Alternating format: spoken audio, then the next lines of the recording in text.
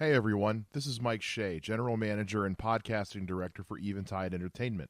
I want to apologize that this episode of Top Rope Wrestling is hitting the airwaves so late after its production. We had uploaded the episode to our Spreaker system and, for some reason, didn't get any kind of notification that the upload had failed. In the last couple of weeks, we've been very busy as a lot of the shows wind down for their season finales, as well as some other professional things we've had going on. I simply was not aware, and that's my fault. Aaron Lopez brought it to my attention that the episode was not available on the streaming services, and we looked into it and figured out what the error was, and thus we reproduced the episode and got it uploaded for you. And so here is Top Rope Wrestling's look at the Extreme Rules match that aired recently. And I apologize again for its lateness. I take full responsibility for that. And now, on with the show.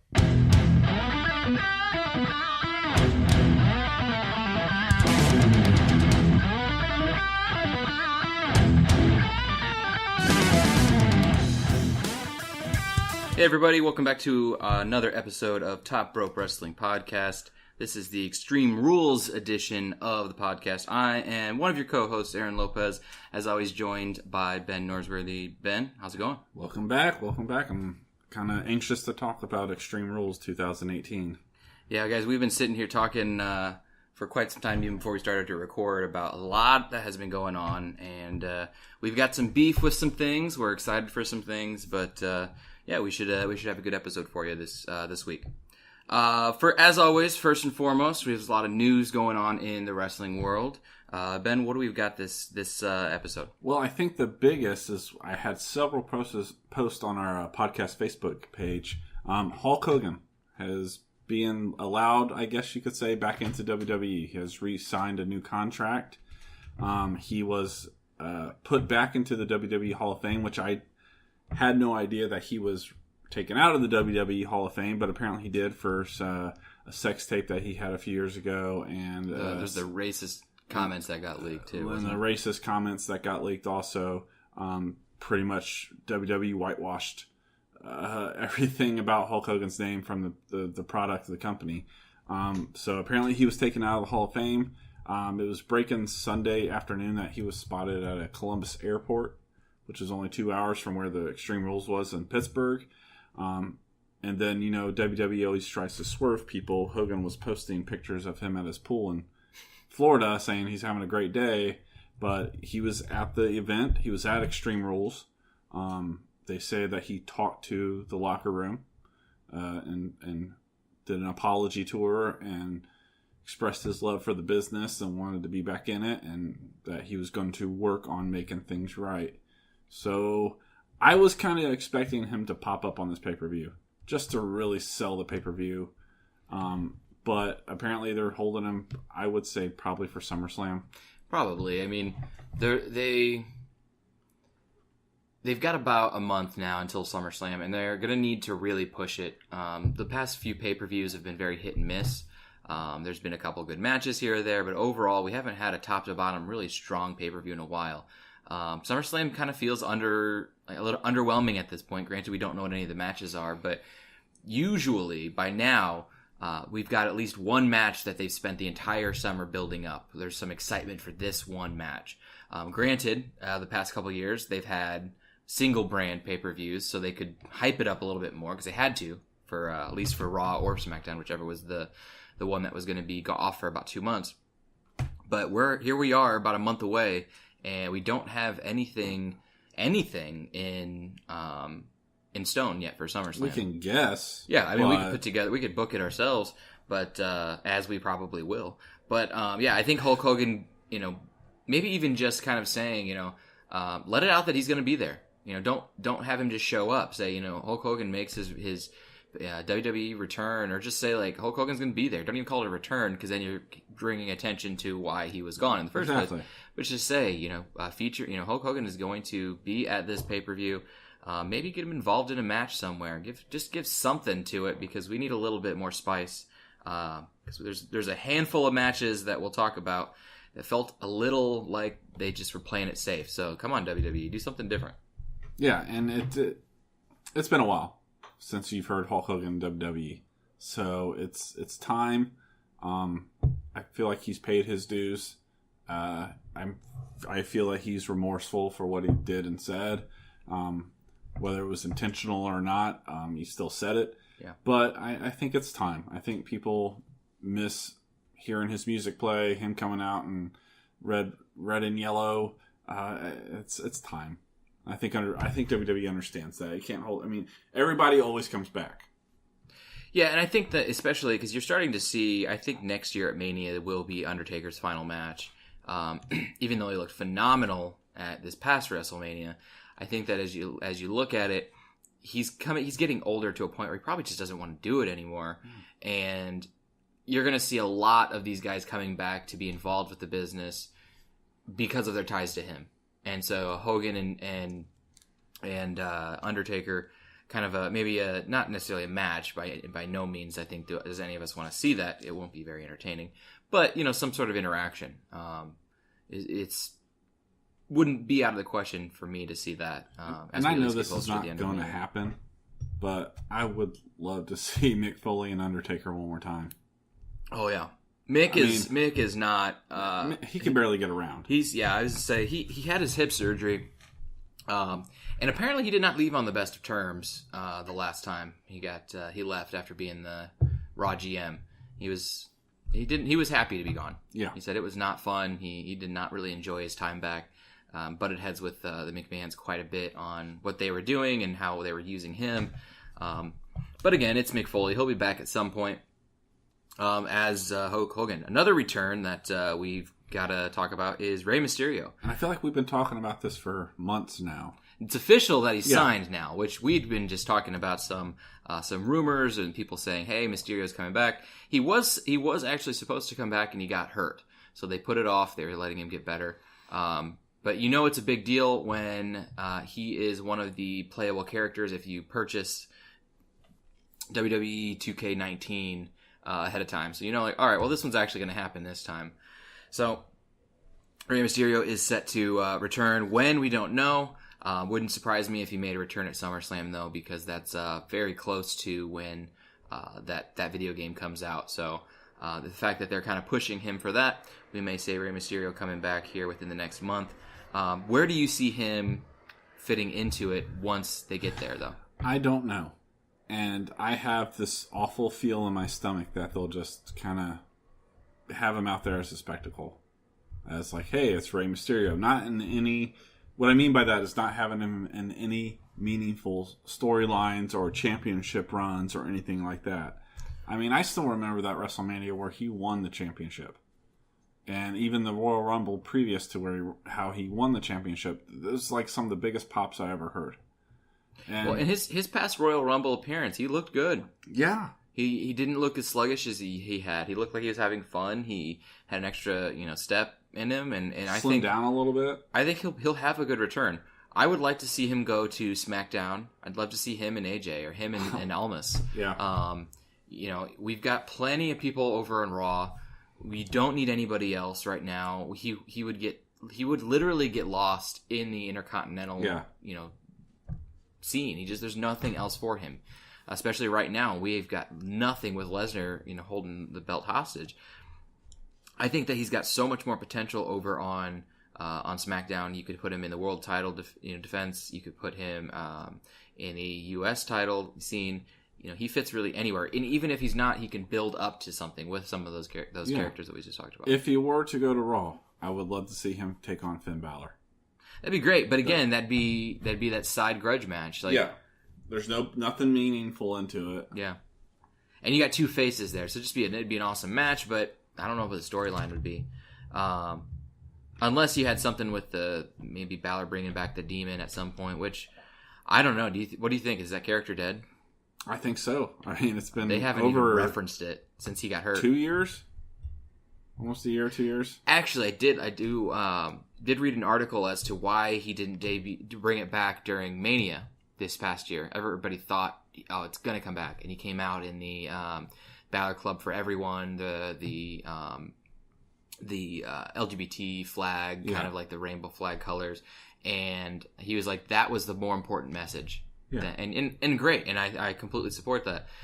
But he did say the reason why the Demon didn't come back at that was because there isn't the right time. So maybe it'll come back eventually. Until they put him back in some sort of a meaningful storyline, I think it should stay on the sidelines. Yeah, I agree. It would be too painful to see it get lost in the mix, as everything else seems to. Other piece of news. Tonight we have reported that Charlotte Flair, Bleacher Report is reporting that Charlotte Flair is eyeing a July 31st return. She had to have surgery to fix a leaky breast implant. So she will be appearing tonight. Today we are recording this on Wednesday. She will be on the ESPYs tonight, presenting an award. She was also in the ESPN Body issue, which is now currently out. But she's going to come back. She'll probably come back to a big pop. I don't know where the women's division is going. I'm assuming that she'll stay on SmackDown. But so she's looking to come back at right before SummerSlam. Yeah, and I mean, it's kind of one of those things that we are very much kind of a convoluted scene right now in both brands with the women. You've got a lot of people who potentially could, and there's not a whole lot of storylines if you're not involved in the title. And that's kind of where we find ourselves. If you are not currently in the hunt for the title, what is your story? And you don't have one. Well, yeah, it's like if you're on Raw, if you're not involved with Ronda Rousey, then your storyline's very second to everything else. I mean, you got Bayley and Sasha Banks who have been playing the same old game for over a year now. I feel like we were talking about this last year. I feel like they've been. Can they just fight and get it over with? We need to see this at SummerSlam because it needs to be done. Like, there's just nothing left. They've got them doing bit roles with Dr. What's his name, and it's just not. It's not entertaining. You're losing valuable prime years of both of these performers. So it's time to either shit or get off the pot, kind of the situation. You need to figure out if you want them to wrestle or not. If they're not going to, let them move on to some other things. But right now, they're in kind of plot purgatory. They have one, but it's not progressing in any way, shape, or form. Nope.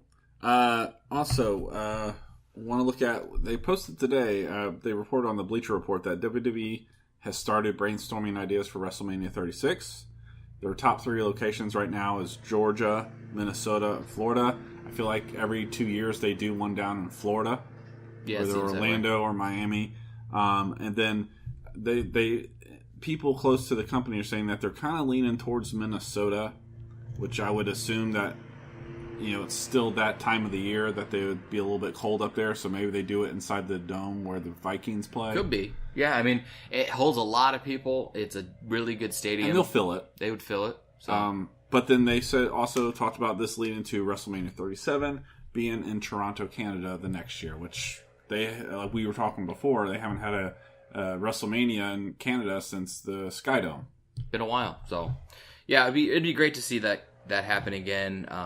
They've stopped really doing. They used to do pay-per-views over in England and Canada quite often, especially during Bret Hart's time, and they just haven't done it as often. It doesn't mean that it doesn't happen ever, but it's just very few and far between. So I think that they are obviously trying to stretch out. When you see there the Greatest Royal Rumble and now the MS what is it? The Australian. Yeah, MCG, I think it is. But yeah, in Australia, we've got that event, the Super Showdown. They're really trying to go back across into the international market. So, putting a WrestleMania guys. They do. I mean, I'd say half of their roster has some international ties, if not, even Canadian. I mean, you've got a large Canadian group within the business as well. So I think they need to do this. I think it's time to start allowing pay-per-views to go back. Especially with the network, it's not an issue of timing or anything. They throw the Greatest Royal Rumble on at noon. Like it doesn't matter. Just get it out there, and then maybe you'll have a little bit more success internationally.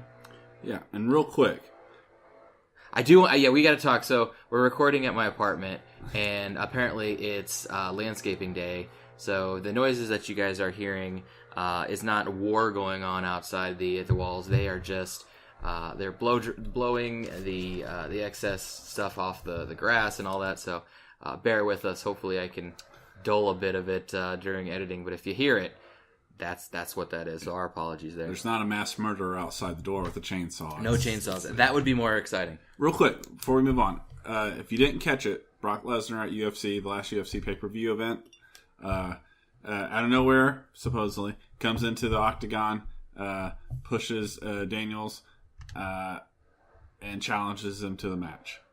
So it was all over ESPN. We had talked about beforehand that it kind of looked very staged because there was a lot of people in the ring. The match, that was the only really good match that they had at that night on the UFC. The pay-per-view was the last title match. And there was some salty language thrown, a couple of bleeps, but I'm surprised it hasn't happened sooner, but it looks like we're now transitioning Brock Lesnar back into UFC. Yeah. We talked about before do you think that WWE and UFC has some type of negotiation going on where it's like, hey, let's cross-brand? Yeah, potentially. I don't know. I think that they've got an open conversation. You know, they've done business with each other before because Brock was able to wrestle while he was still on contract with WWE. Mm-hmm. The one where he got suspended, that happened during that time. Dana White was at UFC, or I'm sorry, at WrestleMania for Ronda Rousey's debut. Yep. And there is because of that, they have opened the door. You've got Blazer and you've got Rousey and Lesnar, and you have all these other people who are coming over. Once their careers in UFC seem to be winding down, it allows them to extend their careers. They get to go and do something else, stay within the same realm, learn a little bit more about a different side of the business, more of the entertainment, but the physicality and the athleticism is still on show. So I wouldn't be surprised if they've been in talks. I think that it needs to stay. You need to be careful because UFC. We had talked about this before we started recording. UFC is a business that is built on being real fighting. It is. It is a boxing. It is karate. It's fighting. It's not entertainment for show's sake. It's entertaining because it's a good fight. Yeah. But if they throw in all this theatrical aspect of it, you're turning yourself into WWE. Yeah, and I have no problem with it being if it is what you said it is, where it's like UFC fighters able to extend their career or take a different path and be more, I don't know, publicized or media savvy. I have no problem with that, but I think you should pick either one, like Rousey has done. Rousey has said and looks like no intentions of going back for a while. The WWE is her main focus. Mm-hmm. Brock Lesnar, we don't know what he's doing, when he's going to fight next. He has technically retired. He said he was done. It was before he signed the last contract that he said, I'm retiring. Yeah, he's from jumping UFC. into a UFC ring, telling the champion, I'm going to beat your ass. Yeah, it's Brock Lesnar not knowing what he wants to do because he's.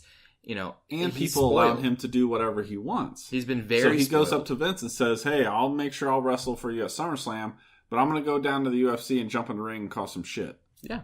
And he has no problem with it because Vince thinks that he sells tickets and he alone sells tickets. If you were to take him off of SummerSlam, you would sell just as many tickets. You'd still sell it out. I think the biggest problem right now is and it could just be Vince, but it could be the company altogether. There's this idea that people are selling tickets. No, it's your brand. You've done such a good job with your organization, your brand, that you have a loyal fan base who wants to see new talent and they want to see people get chances. They want to see variety.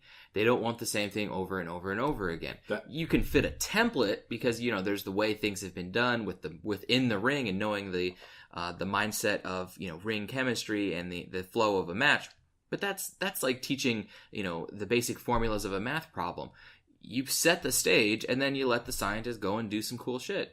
Let your performers do what they've been training their whole lives to do. Don't assume that just because that they have a big name, that's the only reason people are showing up. And that's why I think people like Cody Rhodes and Kenny Omega and the Young Bucks and all of them, whether it's Ring of Honor or New Japan, that's why they're starting to rise. That's why I feel like they're on the heels of WWE because they're not afraid to do all the stuff you just said.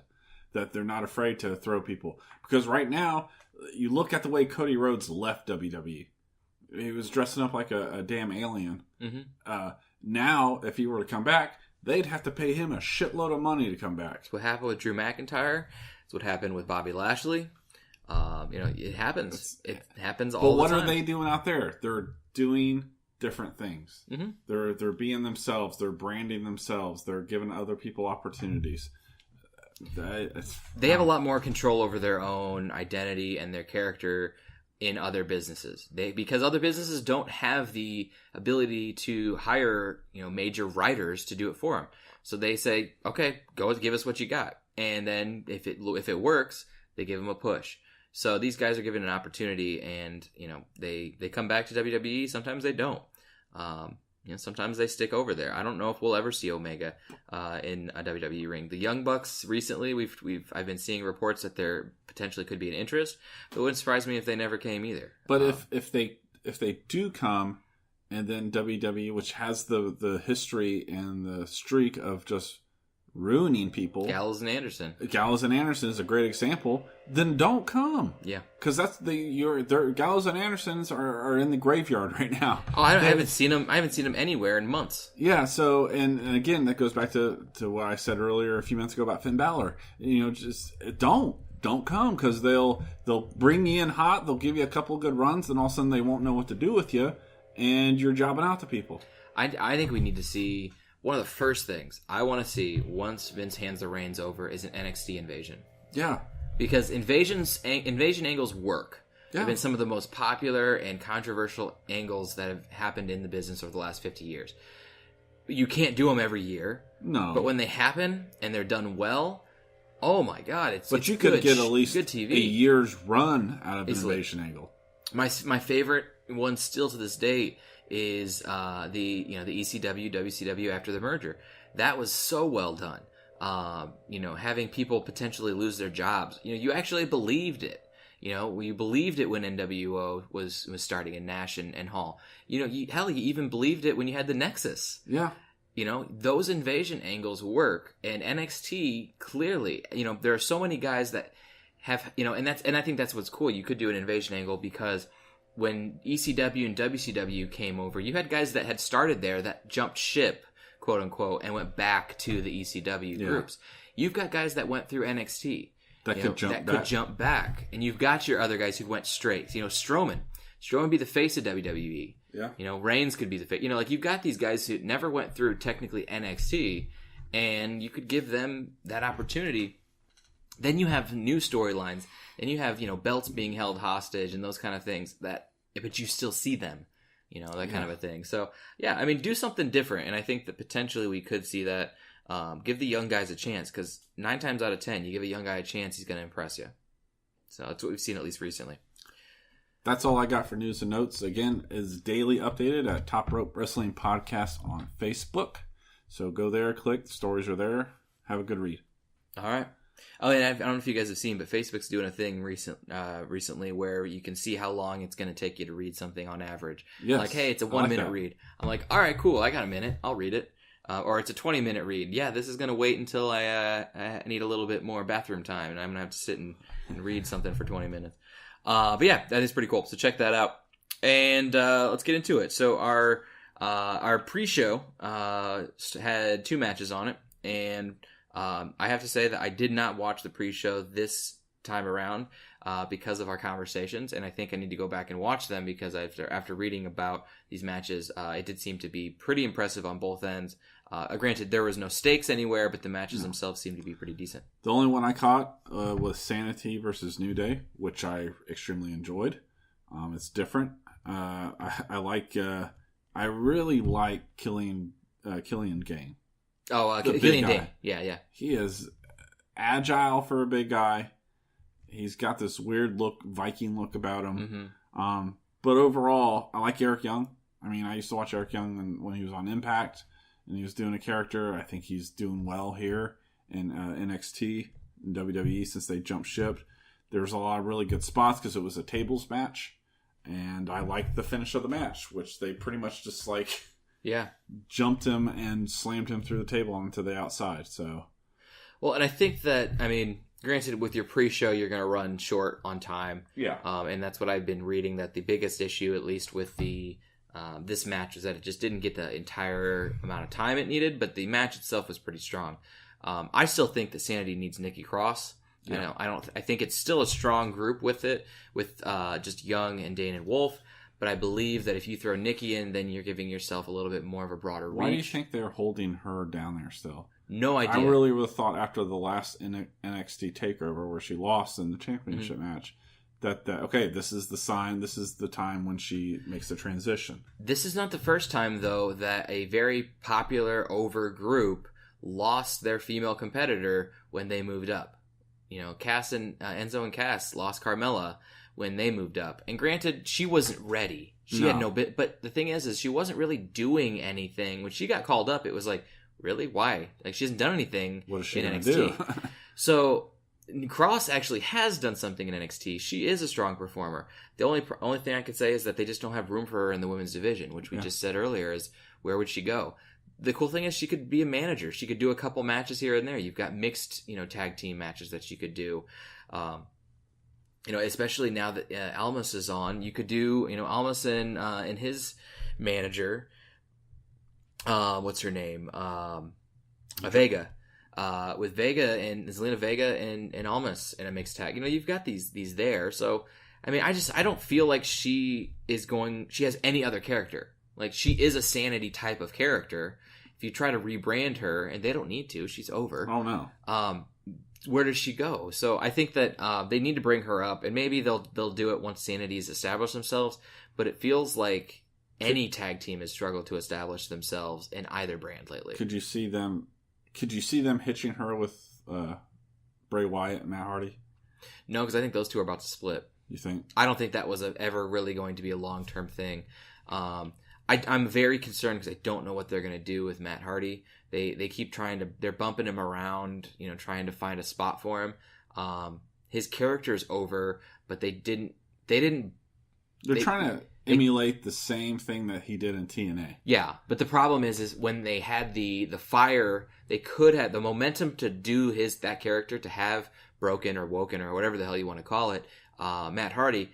They couldn't because of legal issues. Once they had it had cooled off a little bit. I mean, it's still exciting when he finally did it, and it's fun to see, but they're trying to recreate it. Just let him do what he's going to do. Don't try to force, this whole, like, supernatural element to it, and just, let it be. The problem is he is not the most talented person in in Raw or SmackDown or anywhere, whereas he kind of was in TNA. Yeah. So, I mean, he was who they hitched their wagon to, whereas now he's a sideshow, which he's a good sideshow. We need those type of characters, but you still need direction for them. So I don't know. I think those two are about to split.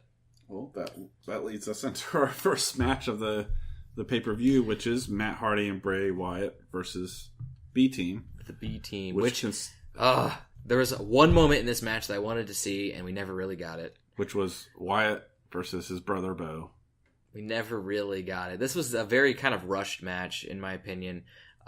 It never felt like it didn't feel very strong to open a pay-per-view. When I walked into this pay-per-view, I expected the 30-minute Iron Man to start it, because you always seem to see the better performers start it to get people excited. It was nice to see the B team come up with a win here, but I was not too impressed with the That's match. what I wrote down when this match started. I was like, oh, this is starting the pay-per-view? Okay. Because I was expecting maybe either Daniel Bryan and Kane's match to start the pay-per-view, or like you said, Seth Rollins and Dolph Ziggler's 30-minute Iron Man match to start, and I was just kind of surprised. But in retrospect, seeing how the match ended, I kind of get it, because it did get a lot of people going with the way the match ended. Yes, it was very nice to actually see the B team, Axel and Dallas, getting an opportunity to really say, all right, you guys have been busting. Yes, you've been busting your ass for us for years. You have not gotten a push, and you haven't left. Like a lot of these other guys who felt that they weren't getting the push they deserved, creatively felt like they were getting, stifled. I think the cool thing about this is you have this group, which I can't even remember the name of them. But it was the group that had, it was all the guys that pretty much were like the low cards. For Nexus? No, it was, and I can't remember the one guy's name. The guy who did the party like entrance. Oh, Adam Rose. Adam Rose. It was like him and Dallas and what was that group's name? Him, Dallas. I think Axel was even there. Is this during his Bo leave? Yeah, he was still doing that. The Bo leave. Let me see here. The Social Outcasts.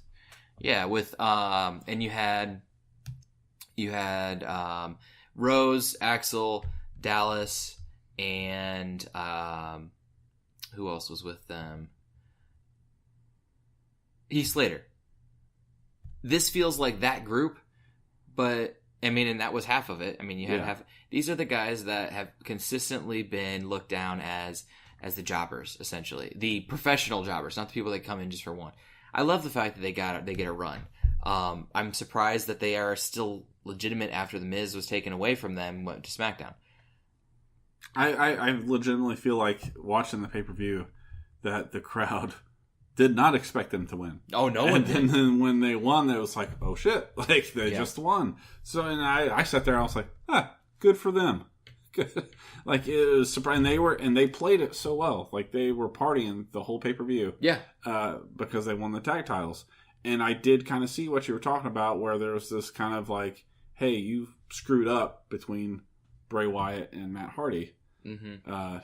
To cost them the tag titles. Yeah, at the very end, you have Matt getting kind of thrown into or missing, was it Bo Dallas, and running into Bray, who gets knocked out of the ring, and then Bo hits his finisher, which I'd never seen, but it's kind of like a twisting neck breaker. Yeah, it was a neck breaker almost like off the top rope. Yeah, I mean, it's a cool little finisher, which I don't think I'd seen before, but it was cool, and I was very excited to see them win. How long do you think this is going to last, though? That's what I wrote down. I said, how long is this going to last? ?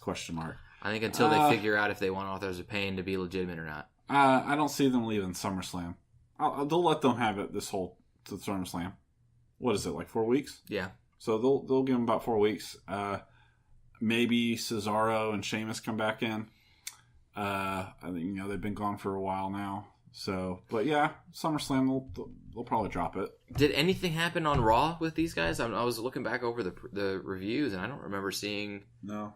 So it's like that was your opportunity to set it up. Yeah. So I don't know. Authors of Pain had a match. They squashed somebody. I don't remember who, but it seems like they continue to just be like, okay, you were great. Your big guy is cool, but we're just gonna throw you into wasting time. I don't know where we go from here. Axel and Dallas are kind of playing the lovable heel, Matt. So you can really throw anybody with them. You could throw a face. You could throw a legitimate heel team against them. I think that if it's not Authors of Pain, you bring back Sheamus and Cesaro. But if you bring back Sheamus and Cesaro, it's for the last time. This will be their last run together. They need to go off and do other things just to keep their characters fresh. This helps revitalize both characters. Yeah. But at this point, if this is their last run... But you can't do it forever. Exactly. Unlike, certain people that come out in DX gear every other year and tell people to suck it. But I mean, the thing is, too, is they've jumped ship back and forth between heel and face as needed. It wasn't like Big Show back and forth every other showing, But I think that both of them are not long-term tag team wrestlers. No. They are singles competitors who had nowhere to go, so they gave them a tag team opportunity. But the thing is you look at Dallas and Axel. These guys are tag team players. They're not strong enough individually to really pull off a singles run. They've been together for what 3 years now. They've been together a long time because they started not necessarily as a tag team, but just we were in the same fraction. Probably 2 or 3 years. They were the Social Outcasts were formed in 2016, the beginning of 2016. They were with The Miz for at least a year. And then when they broke up, they went with The Miz for the Miztourage.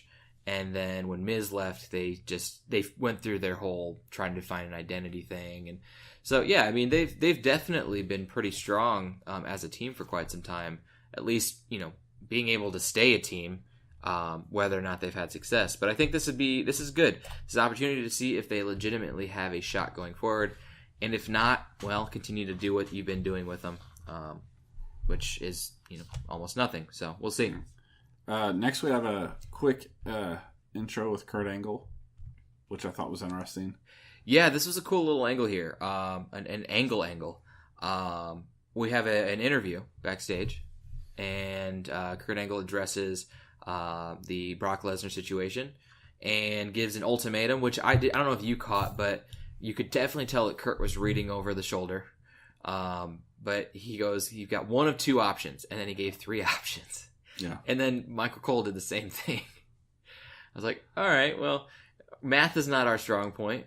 But gave the options of you can either show up on Raw the next night to figure this out. You can come to terms on wrestling at SummerSlam, or you can be stripped of the title. Yeah. And we knew he wasn't going to be stripped of the title. No. But which I almost think about now in retrospect, that would be a little bit more interesting of an angle. Mm-hmm. Just like, okay, you're stripped. Because then he can come back and wreak hell when he wants to, if they ever want him back. I hope this is the last. When Lesnar leaves this time, I want this to be it. I don't think he needs to come back. He's made his point. Yep. He's done everything he needs to do. He broke the Undertaker streak. He's held the belt for the longest time, in the modern era. He's beat the shit out of John Cena. Yeah, he's got nothing left to do. He's made a shit ton of money. He's fine.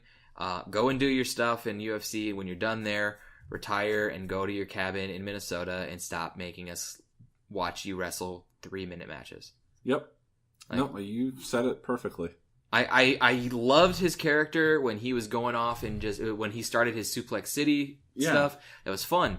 But now that's all he does. He's turned into a worser version of John Cena, because at least Cena could cut a promo. I mean, Cena only had the same 3-4 moves, Super Cena, but Lesnar's the same way. Lesnar does suplexes, he does elbows, and he's got his F5. That's all he does, and it's the Kimura lock. Yeah, that's all he does anymore. Yeah. It's he has become pretty stale. And I don't think I'd ever say that about Brock Lesnar, but he has become pretty stale, and I think that's one of the reasons why they've kept him off TV. I know he has a very special Vince McMahon contract. I know he has limited dates that they have to use him for, so they got to kind of figure out where to fit him in here and there. But it's like, if a match comes on pay-per-view, well, you got to sit there. You can't get up and go get some chips and a pop. You got to stay there because the match might be over with by the time you get back. I'm not saying that he can't go. We know Brock Lesnar's a very talented, one of the most talented wrestlers he's in athletic WWE as ever. Hell. He's a college champion. He's fought in the octagon. We know this. So why does it feel like he's just half-assing it in WWE? As far as the matches and not even showing up, it's like, I feel like they still have to protect his character. We always talk about that when you're talking the reality of the business, is if someone's going to win or lose, you want to make sure that they are protected in that loss or in that win. Winning protects always, 100% of the time. You don't lose any face that way. If you lose cleanly, that you lose face. You kind of drop down a notch, in the proverbial ladder. Lesnar, if any time Lesnar feels like he's lost, which I can't even remember the last time he's lost a match, but if he's ever lost a match, it's been in a fatal 4-way or a 3-way match where he didn't take the pin. The last match I can remember him legitimately losing, outside of the Goldberg thing, which was another guy who just came in for a last run. We didn't need it. It was fun for, the couple months. But was when he lost at WrestleMania in the 3-way match that was in the cash-in with Rollins. And guess who Rollins pinned? Reigns, not Lesnar. Lesnar doesn't lose those matches. So it's like, but you don't have to, you protect those guys. I don't feel like you have to do that now in this reality world. Like, we know who Brock Lesnar is. You don't have, this is not 1996 or 1995 with, Shawn Michaels, Bret Hart, Stone Cold. You don't have to, we know the reality of it. We know he's a UFC fighter. We know he's a legit badass. So if he gets beat by Roman Reigns or he gets beat by The Undertaker, we're not going to be like, well, I guess he can't cut it anymore because, Well, and I would say, too, one of the reasons why I feel like he is always portrayed as this badass character, is Lesnar can't really sell. Lesnar's got one way of selling, and it looks like he just woke up in a cold bath. That's the only way he knows how to sell getting hit. Like his lights got knocked out, and he's just, he passed out and woke up. You can't have a guy that big not know how to sell, getting worn down. Strowman knows how to sell getting worn down. Yeah. Where it's like if you kick him in the leg enough times, it starts to get sore, and then it gives out, and then it starts to be tough to walk on, or that kind of a thing. Lesnar is going to go straight from being like, you can't hurt me no matter how hard you hit me, to, oh man, I'm half dead. Yeah. He has no middle ground to sell. So you have to either have him get his ass kicked quick like Goldberg, or have him just destroy everybody. There's no middle ground for him to actually have one of those matches. That's why the match with him and Styles at Survivor Series last year was so impressive. Because Styles made him actually look good. Like as a long-term, long match player, even though I think it was only about 15 minutes. That's a long match for a one-on-one with Lesnar. Yeah, that is very long. That is a 15-minute match is Lesnar's version of an Iron Man match. It is. Whereas, Shawn Michaels and Bret Hart went 60 minutes. Lesnar they went 60 plus. Yeah, so I feel the same way. And I know we're kind of jumping the gun here. He has to lose this at SummerSlam. He has to. If they don't, we said that. Where do they go? Yeah, I mean, he has nowhere else to go. They have completely run out of ideas of what to do in order to have a number one contender. The only thing I can see is if he keeps it at SummerSlam, the next major pay-per-view is Survivor Series. As far as your four. Your anchor ones, and in Survivor Series you could have you could do it again. It's been a couple of years. The Deadly Games, where you have a one night tournament to see who's the number one contender, and then your next pay per view have him lose it, which would be, I don't know, Great Balls of whatever it is, or have him lose it at Rumble against that winner or something like that. But that's so long term, and I don't feel like they have enough programming and ideas to fill the gaps. But that's not long term from him because he doesn't show up to the. For him, shows. That's probably his third appearance between now and then. Yeah. The thing we got to remember is Strowman holds the Money in the Bank. Yeah. I think that what happens is if he retains at SummerSlam, it's after getting a long match, hopefully with Lashley, but we'll talk about that here in a little bit. But it's after a long match, and then Strowman comes out and cashes in. You have to have him versus Strowman before you leave. And hopefully in an actual match. If not, just have Strowman destroy him. Because they have hinted at the past of like, oh, he might be a little... Strowman's not scared of Lesnar. He's a lot bigger than Lesnar. And that's the thing, too, is if Lesnar's going to leave this company for any amount of time, whether it's permanently or just for another run in UFC... we need to believe that he's going to be running away with his tail between his legs because he's been portrayed as this badass who, can do whatever he wants, is no one can step up to him. So if he needs to be destroyed. Yeah. So that he doesn't even want his rematch. Like just destroyed and forgotten. And Strowman's the only person who can do that. The only person I believe legitimately can do that because he's done it to so many other top guys. Yeah. I mean, Owens and Reigns, these guys that, and we'll talk about Owens. I got to give a shout out to him now before we even get to his match. The guy is phenomenal. He'll take some of the biggest bumps that I've seen since Foley.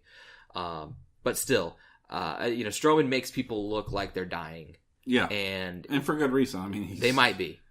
He's huge. The moves look legit.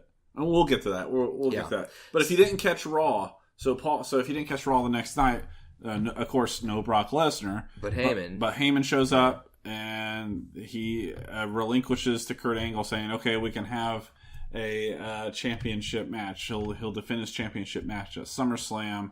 And what I'm kind of confused about is Heyman went into this explanation how Brock Lesnar wants to be the first guy to hold both titles of the WWE and UFC. I think it's just them trying to, because they specifically didn't talk about it the week before. No, they didn't mention him when he had his UFC run-in. It was the night after the UFC run-in, and it was Raw, and they expected, or 2 nights later, and they're expecting them to talk about it, but they were like, well, it was the go-home episode before Extreme Rules. They didn't want, because they knew he wasn't going to have anything to do with Extreme Rules, so they didn't want to make a big deal out of it. So I think it's them just saving face and saying, we're acknowledging that this happened. I don't think he legitimately is going to, because it's so long before he actually can wrestle. He is still under a perform. promotion suspension for using certain restricted medicines. So I don't legitimately see that happening. I hope not, because that means that we'd have him as the Universal Champion for quite some more time, and it just needs to, for the sake of Raw, it needs to have a champion again. Right now, you've got the Intercontinental holding the fort down, and definitely not the tag team. You've got the Women's Championship, which has way more legitimacy right now with Rousey in the ground and Bliss than anything else. You got a lot of big dogs with no bone to fight over right now. I think the latest that he can fight in UFC is December, January. That puts us into Royal Rumble time. So he won't be at WrestleMania. Oh, he will not be. No, he will not be at WrestleMania next year. I'd bet the farm on that one, because that's too long term. Halloween, he's gone. Yeah, I'd say so. Yeah, because that's I would say if not, it'd be Survivor Series. But even then, I think Survivor Series, we've moved past it. Yeah, you don't have Strowman hold the belt. He keeps talking about it. He's going to cash in at some point. He's not going to hold on to it for a year. No, he's gonna. It's the first moment he has. He could just cash in and have a match with somebody and beat him. First moment he has for somebody, they've written him the opportunity to cash in. It happens. They need to bring They need to bring a real legitimate realism back to the belt, because it's like when's the last time you even seen the damn belt? Like it doesn't. What I mean by that is, it doesn't mean shit. The last time Lesnar was on any WWE programming was it was April 27th at the Greatest Royal Rumble. That's the last time he was on a program. We were still in school. It's the end of July. He will not be seen until August. Yeah. Or he may, we'll say that he probably won't be on next week's Raw. He probably won't be on the Raw after that. He'll probably be on the Raw before SummerSlam. Yes. Maybe 2 weeks. That still puts us into August. So it will have been 2.5, 3 months without even seeing him on programming. He's your number one. He's your face, the face of your brand. And he is not even there. I mean, I understand they're probably doing this because they want Reigns to be over. This all comes down to we want Reigns, who's always there, to be over compared to a guy who is our champion and never there. And you know what? Fine. I'll buy into it. If it gets Lesnar, if it gets the belt back and gives us at least a match every now and then where we can have some of these guys, because there's so many top guys. The next match we're going to talk about is two potential ones with Balor and Corbin, where you've got guys that are fighting to try to get to the top, but when they get to the top, there's nothing there to see. Yeah. There's nothing for them if they ever get to the top. And so I think at least now, if you bring the belt back to seeing it every week, you at least have... And you can really push that too. Like, the belt is back home. Yeah. Whoever has it, the belt's here. I'm going to be a fighting champion. And lest we forget, Dean Ambrose is going to be coming back here probably within the next couple of months, if not sooner. And there's another guy who legitimately has a shot at the belt. I'm tired of seeing it on Lesnar.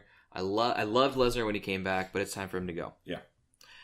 So moving on, as I said, the next match of the night was Finn Balor and Baron Corbin. They had been kind of arguing back and forth, mostly just because Balor's doing what he did before he left NXT, which is talking about these other guys that are really strong and great are not as big and strong as him. Same thing, but I do like his new character. I will say it's better than Can I ask you a question? Wolf. Yeah. How does one wrestle in that outfit? I have no idea how he didn't take his shirt off. That is like the tightest looking suit I have ever seen in my life. At least, he took off his vest, at least. Yeah. But he had a button-up shirt. It had to have been... some spandex in that. You're not going to wrestle in a cotton button-up and not tear it or have it come... Yeah. It didn't even come untucked. No. So he... I don't understand, because at the very end of the match, he actually took the shirt off. And I was like, I expected him to take it off. We've seen guys wrestle, like Kane, when he's corporate Kane, he would wrestle in, the slacks and boots all the time.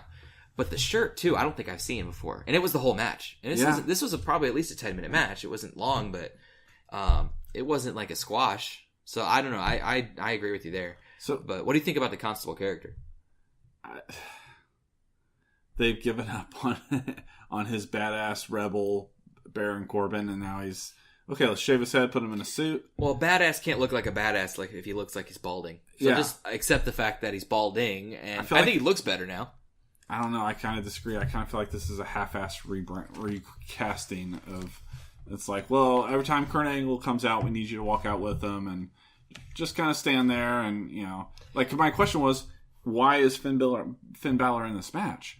Because they've got nowhere else for him to go. But they got to keep him on screen. Yep. Because it's either that or he ends up like Elias and doesn't get any screen time. Which Elias is... I think Elias and Balor needs to be an upcoming feud. Yeah. Those two guys together are so over in their respective their fields that you have so much potential there. Elias can ball. This guy can wrestle. He can keep up with anybody. I have not seen him in a match where I didn't say, you know what, I'm pretty impressed with him. We talked about this last time. When he faced Seth Rollins for the Intercontinental belt, we really thought he was going to win it. He kept his own. He looks the part. He looks like he's a legitimate guy. He's not a Brock Lesnar who's been juicing. Or even like a Jinder Mahal who's just bigger than he should be. This guy just looks like he's a built, big guy. I think that we need to see that because otherwise you're going to see him go the same route as Corbin. Yeah. Without anything. I like Corbin's character because I hated the lone wolf. I like the aspect that he still kind of keeps his persona of his cockiness. I mean, that doesn't change. That's just who he is. No one likes him, apparently. That's why he lost the Money in the Bank, because he was talking a lot of crap backstage and pissing people off. So they go, all right, we're going to lose this now. But he stuck around. I think at some point in a couple years, he could legitimately be a top guy. Right now, I think he's a solid mid-carder. I think you give him a face turn. I think you make him a good guy. I don't know if you can. It's like Orton. Orton, yeah, you can pretend like he can be a face, but he's best a heel. I mean, the same thing with like Jericho. He could pull it off. I'm sure he could. But, I mean, you got a guy whose entire career has been built on bullying people. And it's tough to then say, I'm a good guy. Yeah. I don't know. He's not going anywhere right now. No. As can seen by losing the match. I'm going to be honest. I lost interest in this match. Yeah. I started playing Sea Animals with my kid on the floor. Because I didn't, it's for a lot of the match, Corbin dominated. Oh yeah, Corbin was winning this match for probably a good 90+%. Yeah, and then all of a sudden Finn Balor gets some energy going, does the stomp, and then match is done. Yeah, I think that because it was a kind of a quick pin. Yeah, it was a small package pin, which that is the type of match that when that happens, you absolutely know, hey, this isn't over. When a big guy loses to a small guy and it's not a clean win, they're going to keep going. So this will go into SummerSlam. Unfortunately, this isn't over. So we'll see what happens next. But their feud is definitely not over. And maybe at some point, because this is technically Stephanie, handpicked by Stephanie McMahon, we see Stephanie get involved, and then there's a little bit more to it. Maybe she gets tired of Balor. Maybe this is Balor's exit to SmackDown for a little while. Wouldn't mind it. He might probably get a lot. I mean, Balor and AJ Styles, sign me up. Yeah. So I mean, I think it's an opportunity, but we definitely are not finished with this feud. Then we go to a cut backstage where Kane and Daniel Bryan are getting jumped. Which by at this Bludgeon point, Brothers. At this point, I knew exactly what was going to happen. Yeah. I actually thought the match would get canceled, which it probably should have. I did not like the match at all, but. So Kane has his foot in the doorway, and the Bludgeon Brothers take their little sledgehammer and smash his foot. Presumably breaking it. Yeah. Yeah. And you'd heard a lot of things about how people were kind of confused that in Kane's run for mayoral candidacy, which, did he win? He won. He won. So now he's mayor. He's going to be mayor. And he's wrestling. And they were like, is that a good idea or not? It shouldn't matter. I think as long as what he's doing in the ring is not offensive to anybody, who cares what he does? As long as it's not taking away from his time and his duties as a public servant, absolutely. Let him do it. He's not on the road 24/7. And he's not going to be doing it consistently. He was at a couple of SmackDowns, and he was at this pay-per-view. we knew it wasn't going to be long term. I think the only other time that they have Kane come back is if it's a send off to Taker. I think Kane's done. Kane's pretty much retired without retiring. He's a mayor. Yeah, he's like the Big Show. Big Show's still on the roster. Yeah, but he hasn't wrestled in a while. He's doing his own thing. He's doing a lot of last night on SmackDown. We saw R-Truth. I was like, R-Truth is still there. Still there. Will show up when they need him.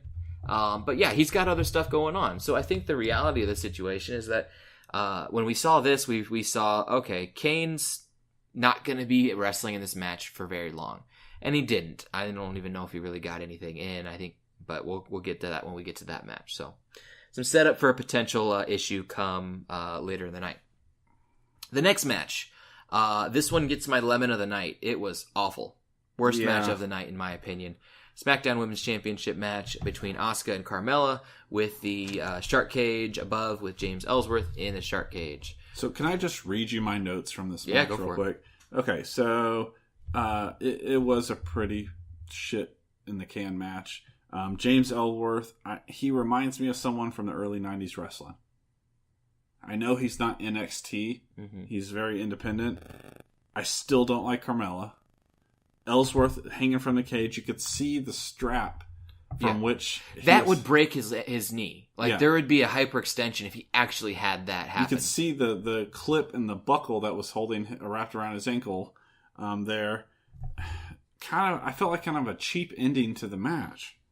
I just felt I didn't like it. They slammed her head into the cage. Boom. The storytelling of it at the end was fine. If you're going to incorporate a shark cage into it, and you have Carmella win the way she does, it's going to be a cheap shot.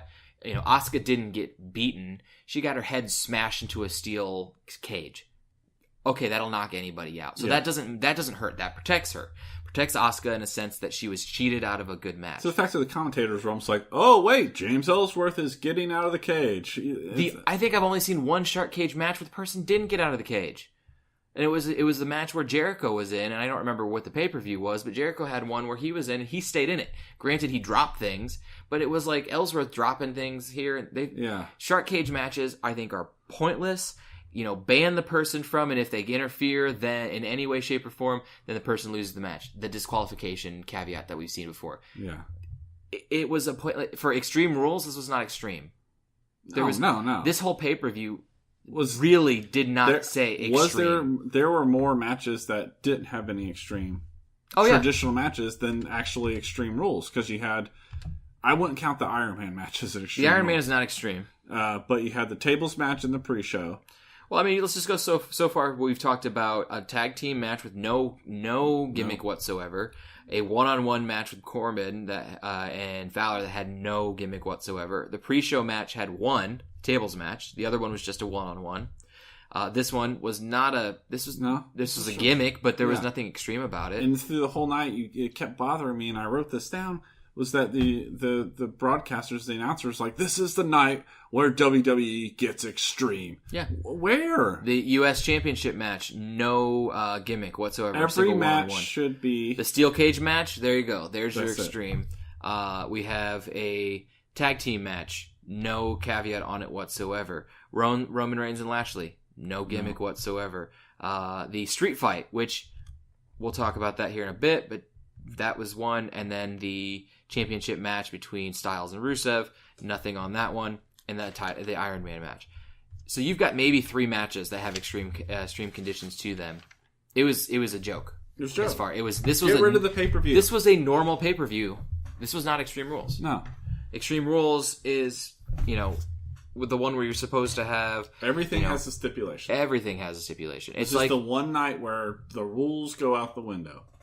TLC has had more than Extreme Rules, at least this year.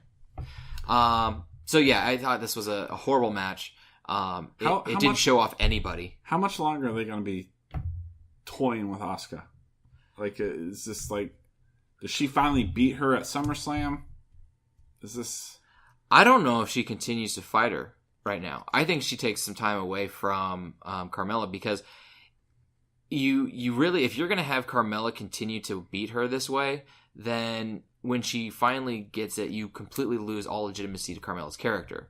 If Asuka just destroys her, then everything you've done with Carmella as a potential face of your women's division is that she only could win on merit of cheating, which doesn't last for very long when that happens. So I think what happens is you get Carmella will lose, but not to Asuka, and then Asuka will defeat that person. Carmella will at some point get back into it eventually, and that's where Asuka beats her again. But otherwise, I think you lose legitimacy to Carmella's character if she, after all this, does eventually lose to Asuka. It makes sense as the heel chase, or sorry, the face chasing the heel. But is Asuka a face? Like she doesn't seem to have a face or heel persona anymore. So I don't know. The line of the night. So after this, Asuka beats the shit out of James Ellsworth at the end of the match. I don't know if you caught this. I'm pretty sure I know what Corey you're talking Graves says, when Asuka puts Ellsworth in the submission, Corey Graves said his lack of chin made him immune to the submission. Yeah. I thought he's like, I thought he wouldn't be able to. Apparently not, though. I thought him not having that was the only redeeming quality. Yeah, it was not a good match. You basically had Asuka, who's one of the most prolific female competitors in the business today, who got a couple hits in. She was not portrayed as a wrestler in this match. This was not a wrestling match. No. This was the gimmicky type of wrestling that you saw the women's division have before the Revolution. Yeah. Not a good match. Or like when the celebrity's involved. Yeah, it was a joke. And apparently, I don't mind Ellsworth with Carmella. If he's going to be in the business, that's where he belongs. Yeah. Which I was so happy when he left. I was like, good. They finally realized they don't need him anymore. He's got this kind of aspect that he is overshadowing the women again. When he first came in, they played him. The very first Women's Money in the Bank match ended when he took it off the chain and gave it to Carmella. The second time they did it, they still had, him get involved, but he didn't take it off the chain. Carmella did. So it's like, and he's doing it again. He's coming back and he's taking focus away from the women's division. Get out of here unless you're actually just going to be a manager who gets their ass kicked like a good manager, because that's what he needs to.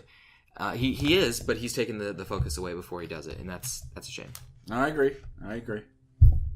All right, let's move on to a very frustrating match as well. We've got the United States Championship match between Jeff Hardy and Shinsuke. This match was over before it began. I didn't know. At one point, I didn't know what the hell was going on. I was like, did the bell ring? Or did the bell not ring? Or is this match started? Like, when this is one that I had looked down at my phone at the very beginning of this match, because I'm like, this should be a good match. They've been building this up. This should be decent. So I looked down at my phone. I checked my quick Facebook, like did the scroll down to refresh. I looked up, and Shinsuke was holding the belt. Legitimately didn't even realize the match had ended. He must have been on Top Rope Wrestling Podcast Facebook page checking up update news. That's what I was doing. I was like, hey, so what's going on here with this match? And then it was over. So there's a low blow before the bell. Again, Shinsuke sticking to his... At least he's consistent. I mean, I'll give him that. Then, so he kicks him, match is over with, belt, all of a sudden, boom, Randy Orton's music hits. Can I be honest here? I didn't realize Randy Orton wasn't there. When they're like, oh, Randy Orton is back. I'm like, oh, he was gone? I think the last time I saw him was at the Saudi Arabia. I think it was. With Jinder Mahal. He went, they said in 2 months. I legitimately didn't even know he was gone. Because I was like, because the last time I remember talking about him, it was like him and the Intercontinental belt and all that. And apparently he just I think he was gone. I think he is one of those people that would really would do good to just leave and go make his own thing for a while. Yeah, I mean he's the first. He's basically one of those guys that when they eventually retire, the next year he will be a Hall of Fame guy. You see that with like him and Cena and Taker. Orton. People forget that Orton really has been there for 15 plus years, if not longer. I mean, he's been pushing it for a long time. Because I remember it was right right up 2002 when 2003 when Evolution was going, and that's where he kind of came in. He was around for a little bit before Evolution, so you got about maybe even 6 months to a year before that. He's been there forever. He's been the same character though for those same 15 years. He's gone back and forth. I will say though that last night on SmackDown, his attack on Hardy made us realize that he is a heel still. Like, he's going back to that. He is definitely a heel. There's no question about that. My favorite Randy Orton was the Legend Killer. Like, when he was going around. But now he is one of those legends. So, I mean, like, that's a character he can't go back to. That angle he had a long time ago with Triple H. Yeah, with the boot to the head. With the boot to the head, and he kicked McMahon. And you hated him. You actually, every time he was out there, you were like, you hated him because you knew he would win, but it wasn't because it was Super Cena or Roman Reigns type of win. It was just like, he's good. He's going to find a way to just win every time, and it pissed you off. He was a great heel then. But now he doesn't have that. He doesn't have the entourage on the side of him with Legacy. That's not there anymore. So I think what you got to see now is he needs some direction. He clearly is a heel again because of his attack on Hardy, both at Extreme Rules and again last night at SmackDown. You can't go. You are going to take a long time before you go face again. After I don't know if you saw, but Hardy's got gauged ears, and he pulled on his ears, looking like he was going to tear his earlobe. And it was a very disturbing, gross image to see. But like, you can't just say like, yeah, hey guys, I'm a good guy again. It's going to be a long time. He may not turn face again for another year plus. And I felt he was kind of stale as a face. Oh yeah, he's a good bad guy. Yeah. So this could potentially be really good for him. I don't know where they're going next with this because now you've got Hardy. He's hurting. So yeah, I posted an article on Facebook talking about how Hardy may be taking some time off here soon because of issues with his knees and his back. One person from WWE reported that he doesn't even do the Swanton Bomb anymore at live events. They're only saving that for TV, even if he gets that far. But this was a fast-paced squash match. I mean, I wrote down, it's like, can we get some ice for his balls? Because he took a blow from Shinsuke and then a stomp from Orton. I don't know where they're going. I hope this is a way that they can write Jeff Hardy out. He can take some time off, heal up, come back, maybe get back with his brother. Maybe for one last really good tag team run. I'd like to see that. And then just right off in the sunset. Because you got to think, the Hardys have been around the Hardys been around since the mid-90s. Yeah. They've been around. They have very rarely taken off any time. The only time that Jeff has actually taken off was when he was in rehab. So, yeah. So it's been a while. And if he didn't have to be there, he probably would have been wrestling. Mm-hmm. And you would think that the stuff that they've become known to do and the stuff that they have done in matches has accelerated their wrestling career. I mean, they have taken some of the most craziest bumps that you have ever seen. Well, so look at the people that they were with. You know, when they were in their heyday, granted, the Hardys probably... We got Hardys, Edge and Christian, and the Dudleys. The Dudleys probably started before the other two. Yeah. I'd say they were wrestling longer than the other two. But Edge and Christian and the Hardys started about the same time. Both Edge and Christian have been retired for 5+ years. So the Hardys are still going, and they're still doing these matches. I think we've got a year for both of them still, maybe 2, but they're going to need some time off before they retire. Though I want to see Brother Nero alongside Woken Matt Hardy in WWE. Yeah. Give them an opportunity to do what they should have done when they first came in, because that was their gimmick. That's what people wanted to see. And give them that. Let them have their little run like they did with Dudley's for about 4 or 5 months, and then let them retire. You know, I think that it would the brand would be so well suited if Matt Hardy was given an opportunity to write. Yeah. Let him write. They need some good creative writers. Clearly he knows what he can do. He knows the people. And he's definitely cleaned up his act. You know, Hardy was kind of one of those guys that was very similar to a Cody Rhodes. Felt he was being underutilized. And for whatever reason, if you want to call it selfish or not, he was being underutilized. Well, I mean, if you look at back the stuff he was doing before he left the first time, he was ahead of the curve. He was doing like pre-internet shit with Hardy 2.0 or whatever it was, and it's like we were just on the cusp of that whole internet boom and stuff. So I would be surprised if he doesn't. If they retire and they're definitely put in the Hall of Fame, that he doesn't become a producer backstage. Yeah, and maybe Jeff works in Kidman and Road Dogg. Yeah. Jeff needs to be involved with NXT because he is one of those guys fighting the demons, and NXT guys are getting that opportunity on the road, and they're seeing that lifestyle. Jeff needs to be a mentor for these guys. Hopefully, he can get his own shit figured out beforehand because he's still been struggling here and there. I think he got arrested not too long ago on a DUI, but it just seems like it's getting closer and closer to that time. Yeah. So appreciate them while they're still around. Exactly.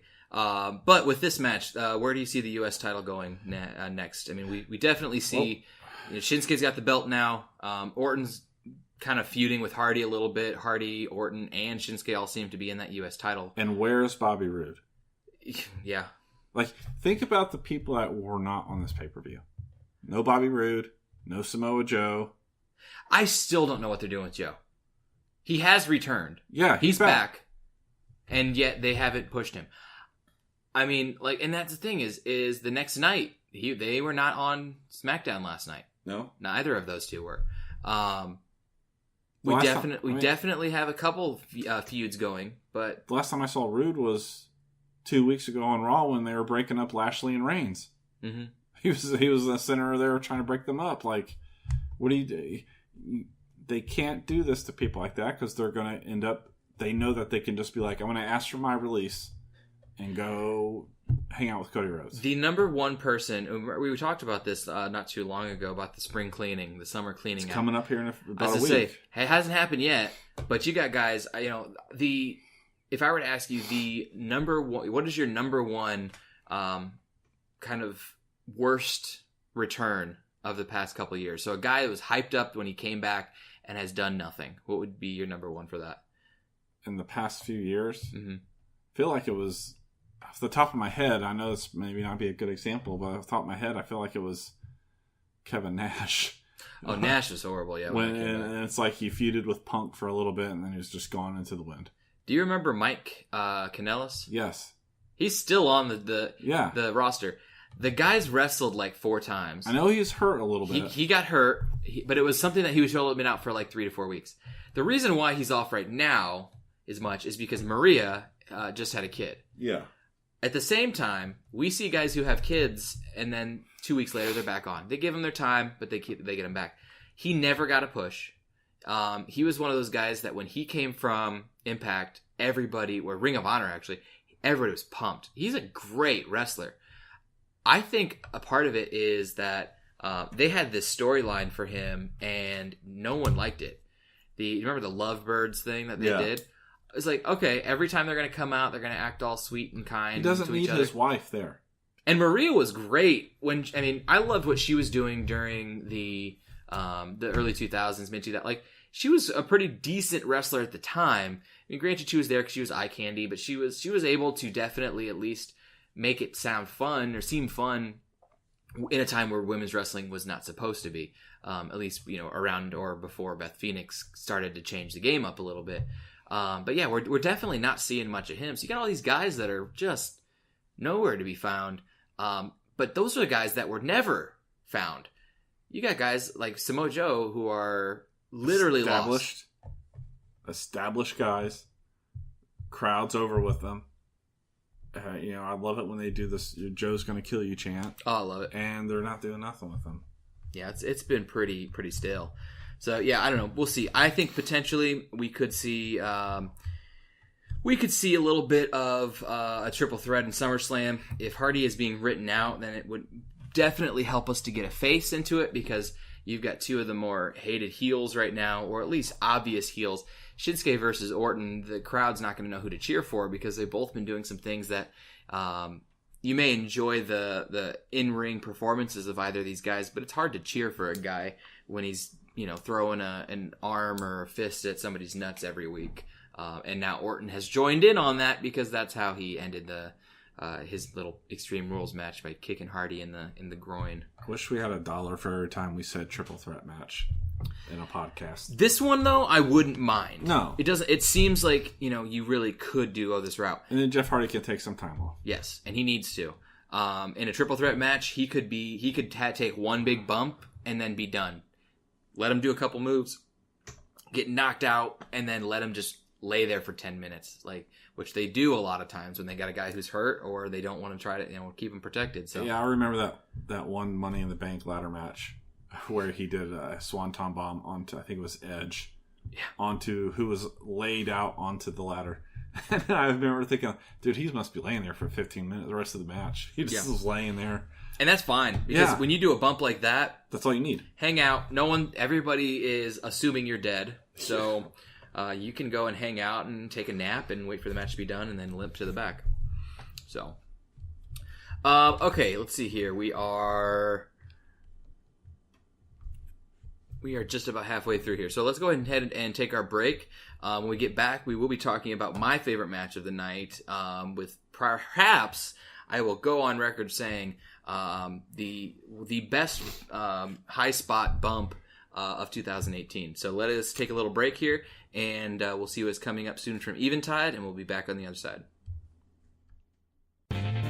Oprah's Book of the Month Club? Please. We've got something much better in store for you. Let's talk about books. The energy is right. I got a candle going. It feels good. Every Monday morning, Jessica Gillen sits down and talks with you about the very best in books and literature. Murder on the Orient Express. The Strange Case of the Alchemist's Daughter. The Cruel Prince. It's The Bookseller. Every Monday morning, brought to you by Eventide Entertainment.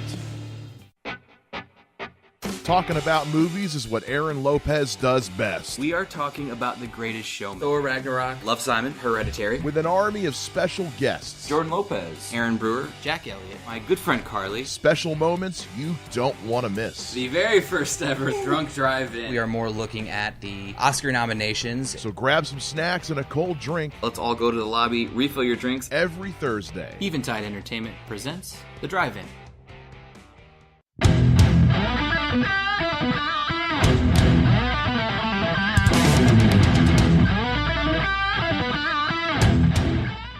All right, guys, welcome back to the Top Rope Wrestling Podcast.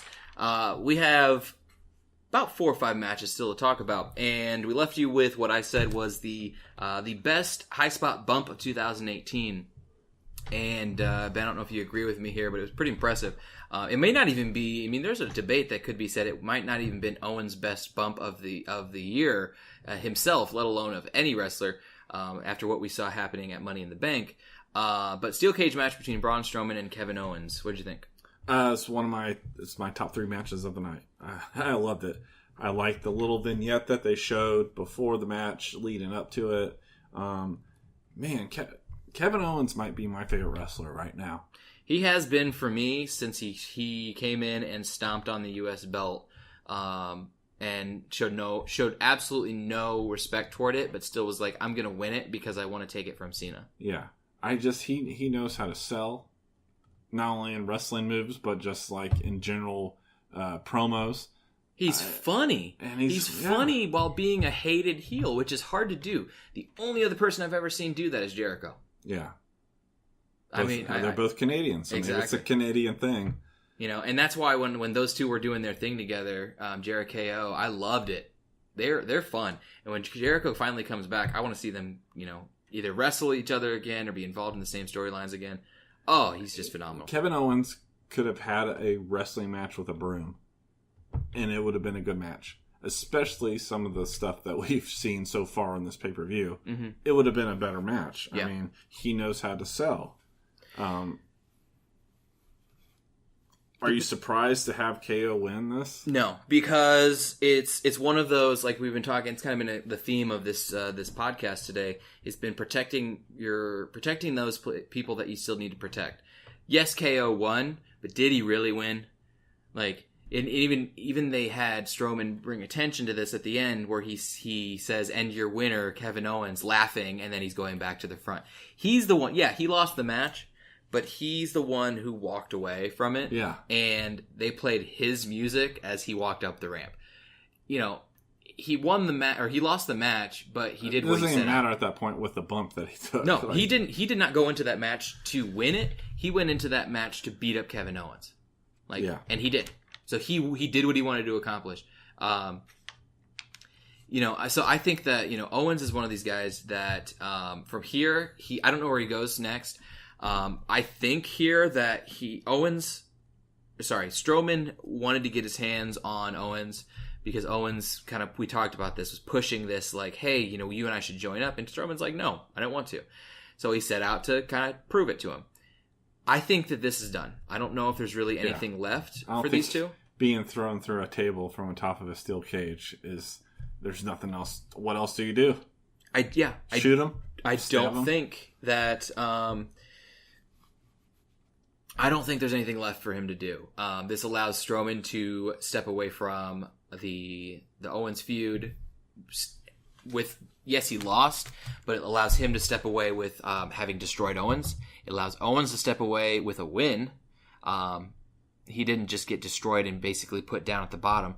I think he recovers from this and he finds his way back into the Intercontinental here in a bit, and then once we finally get the belt back, he'll eventually work his way back to it. He's a top-of-the-line guy, in my opinion. I'd like to see him... Yeah, I mean, what you just said, I'd like to see him and Seth Rollins. Yeah. That would be a great match. Yep. And if you got the Intercontinental belt at stake, they could put on a hell of a match. Yeah, I definitely think here, if we eventually, going into Survivor Series, potentially on what we see, we could see him, and, you got Elias and Roode. Forget about Rude. Elias and Ziggler, Rollins, and Owens in some sort of a fatal four-way match for it. I think that would be great. I think that Ambrose even by then should be back and he could be in the mix. You got a lot of those guys. Joe could be back. Joe's on SmackDown though, isn't he? Or is Joe on Raw? Joe's on Raw, so Joe could be back there. That's the thing too. Yeah, we just got done. We haven't seen Joe for so long, I forgot where he was. But yeah, I think Owens in this match showed that his Weasley side, which is great for a heel, but also showed his fight. He did take the fight to Strowman instead of the entire match being just him trying to escape. Yeah, a couple of highlights for me. KO handcuffs Braun Strowman to the rope. Classic heel move. Great storytelling, too. Yeah. And then, man, when he handcuffed Braun to the rope, and it felt like he had the upper hand, did he pour on? I mean, that's just so how good he is. Mm-hmm. One, he gave Braun Strowman a Stone Cold Stunner. That was great. Which was great. I think that got a huge pop. But what I liked even more is once he had him handcuffed to the rope, he gave him the old DX suck it. Yeah. Which was great. The crowd popped. And of course, Owens always does this where he breaks the proverbial fourth wall. Yeah. He definitely... He's a wrestling fan. He's a wrestling fan who, they've never tried to hide that. He knows when you got he'll do the chokehold. Yeah. Because he wants to tick off the crowd, and he's just going to no, I'm going to take a break. We're tired.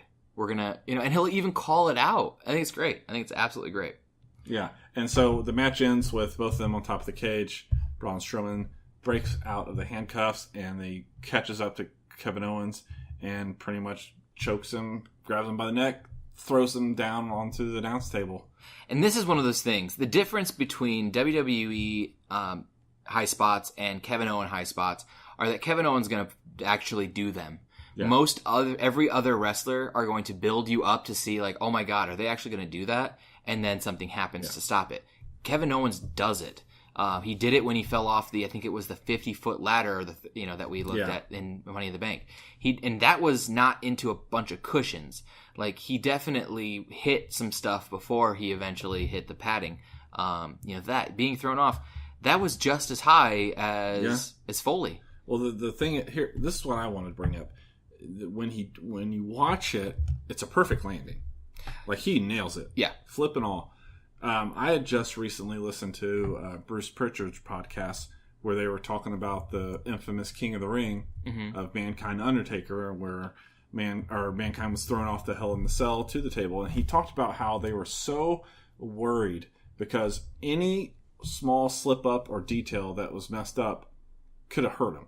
Mm-hmm. He could have hit the guardrail. He could have hit a fan. He could have missed the table. He could have hit the cement. So in order to, when KO does that, or when Shane McMahon did it a couple of WrestleManias ago, I always give that high praise because that's hard. You have to target. Yeah. And I know that KO's mostly in control of that, but he fell backwards. Yeah. Mankind basically did a barrel roll off where he could see where he was going. Strowman threw him, and if you watch that, Kevin Owens doesn't look where he's going. No, he's hoping that the angle's right and that hopefully he catches it and can kind of get him on.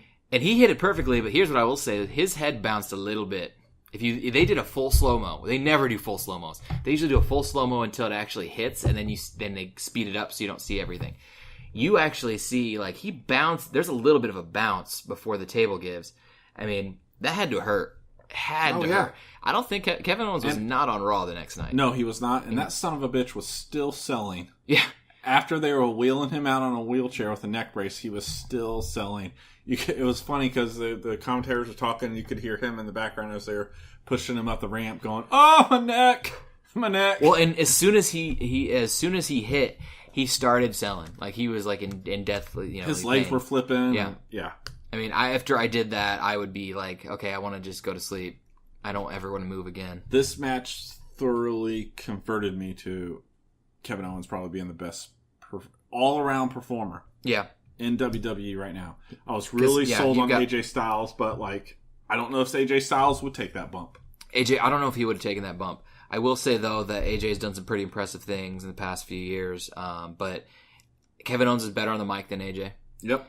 Kevin Owens is also twice the size as AJ and doing things the same, pretty much the exact same things. He's definitely, he throws himself around with ease. He's quick. He's got in-ring talent. Yeah, I love Kevin Owens. And I don't think, and now looking looking back at it, I don't think I appreciated enough of his Universal Championship run. Oh, it was great. Seeing what he's done since then, I don't appreciate it. I didn't appreciate it at the time. Yeah. All right, let's move on.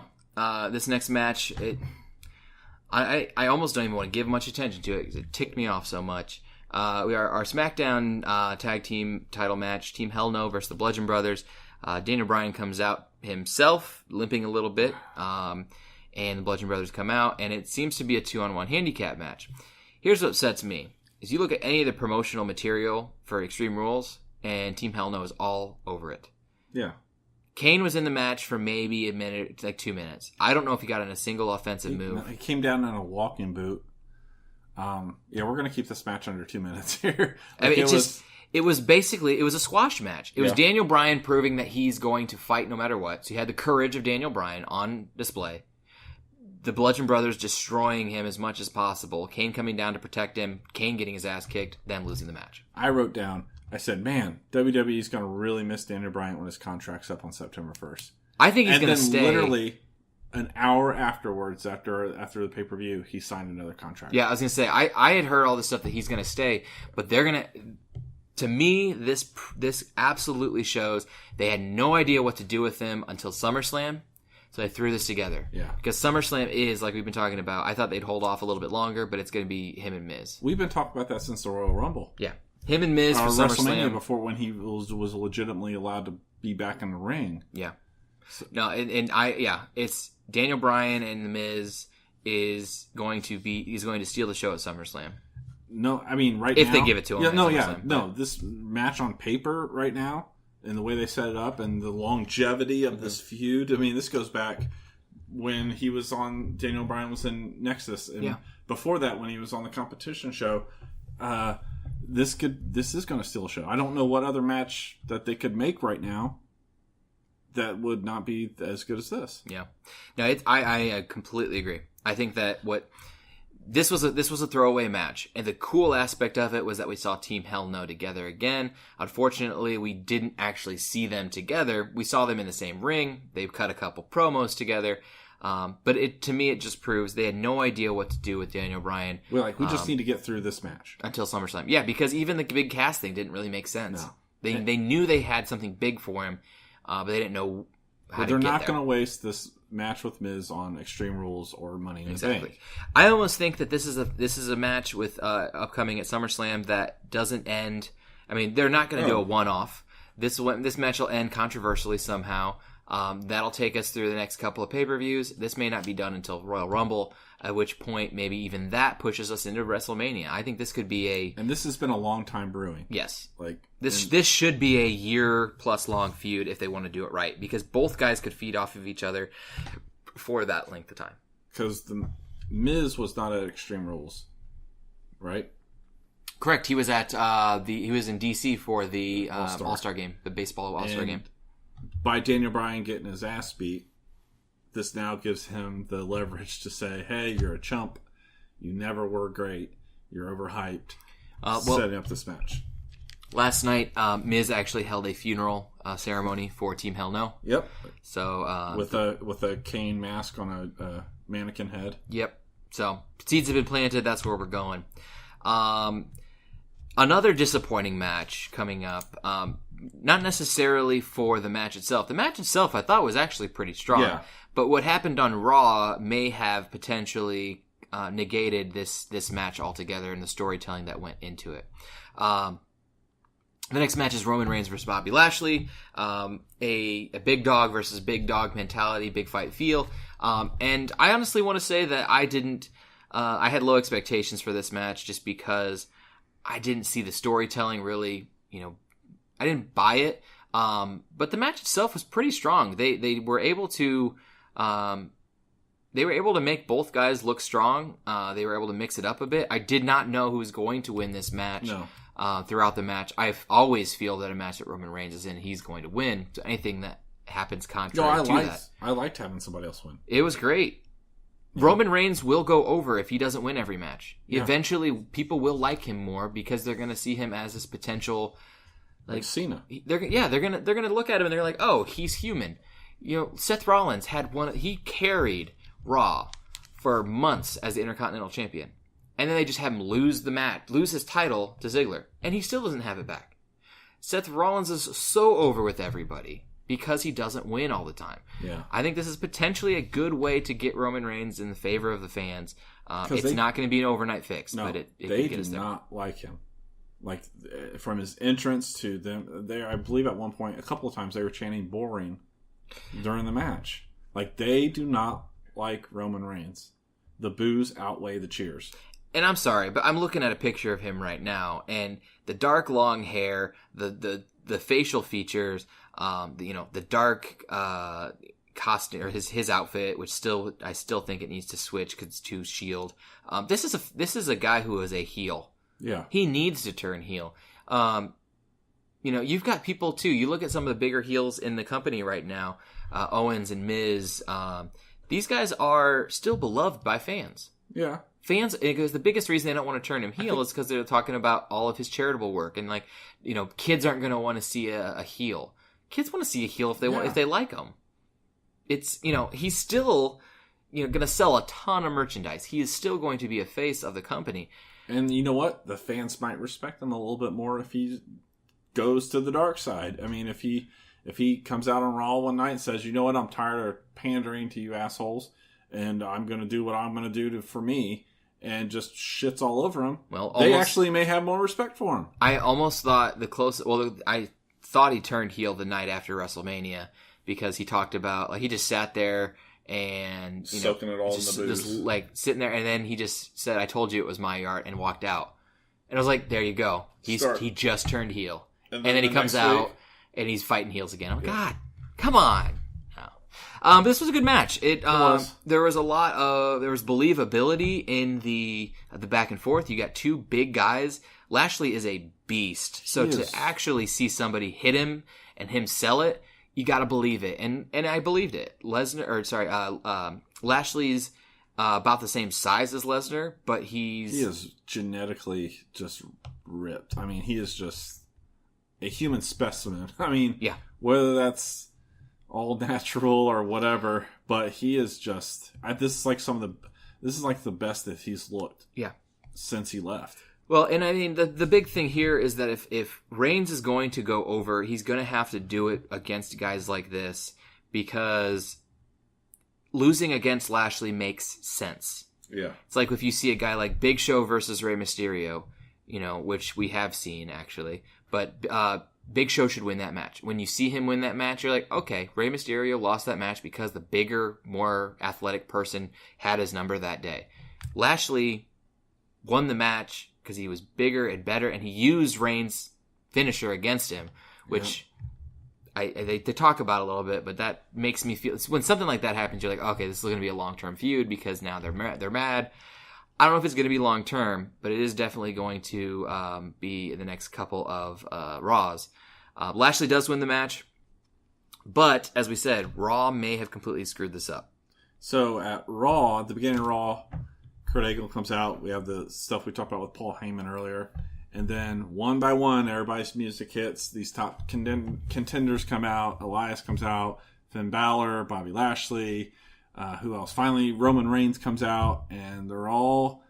So like six of them. There's 6 of them. You have McIntyre, Lashley, McIntyre. Reigns, Rollins, Balor, and Elias. Yeah. So they're all have claims. And Kurt Angle says that, they have a legitimate claim to be in the number one contender.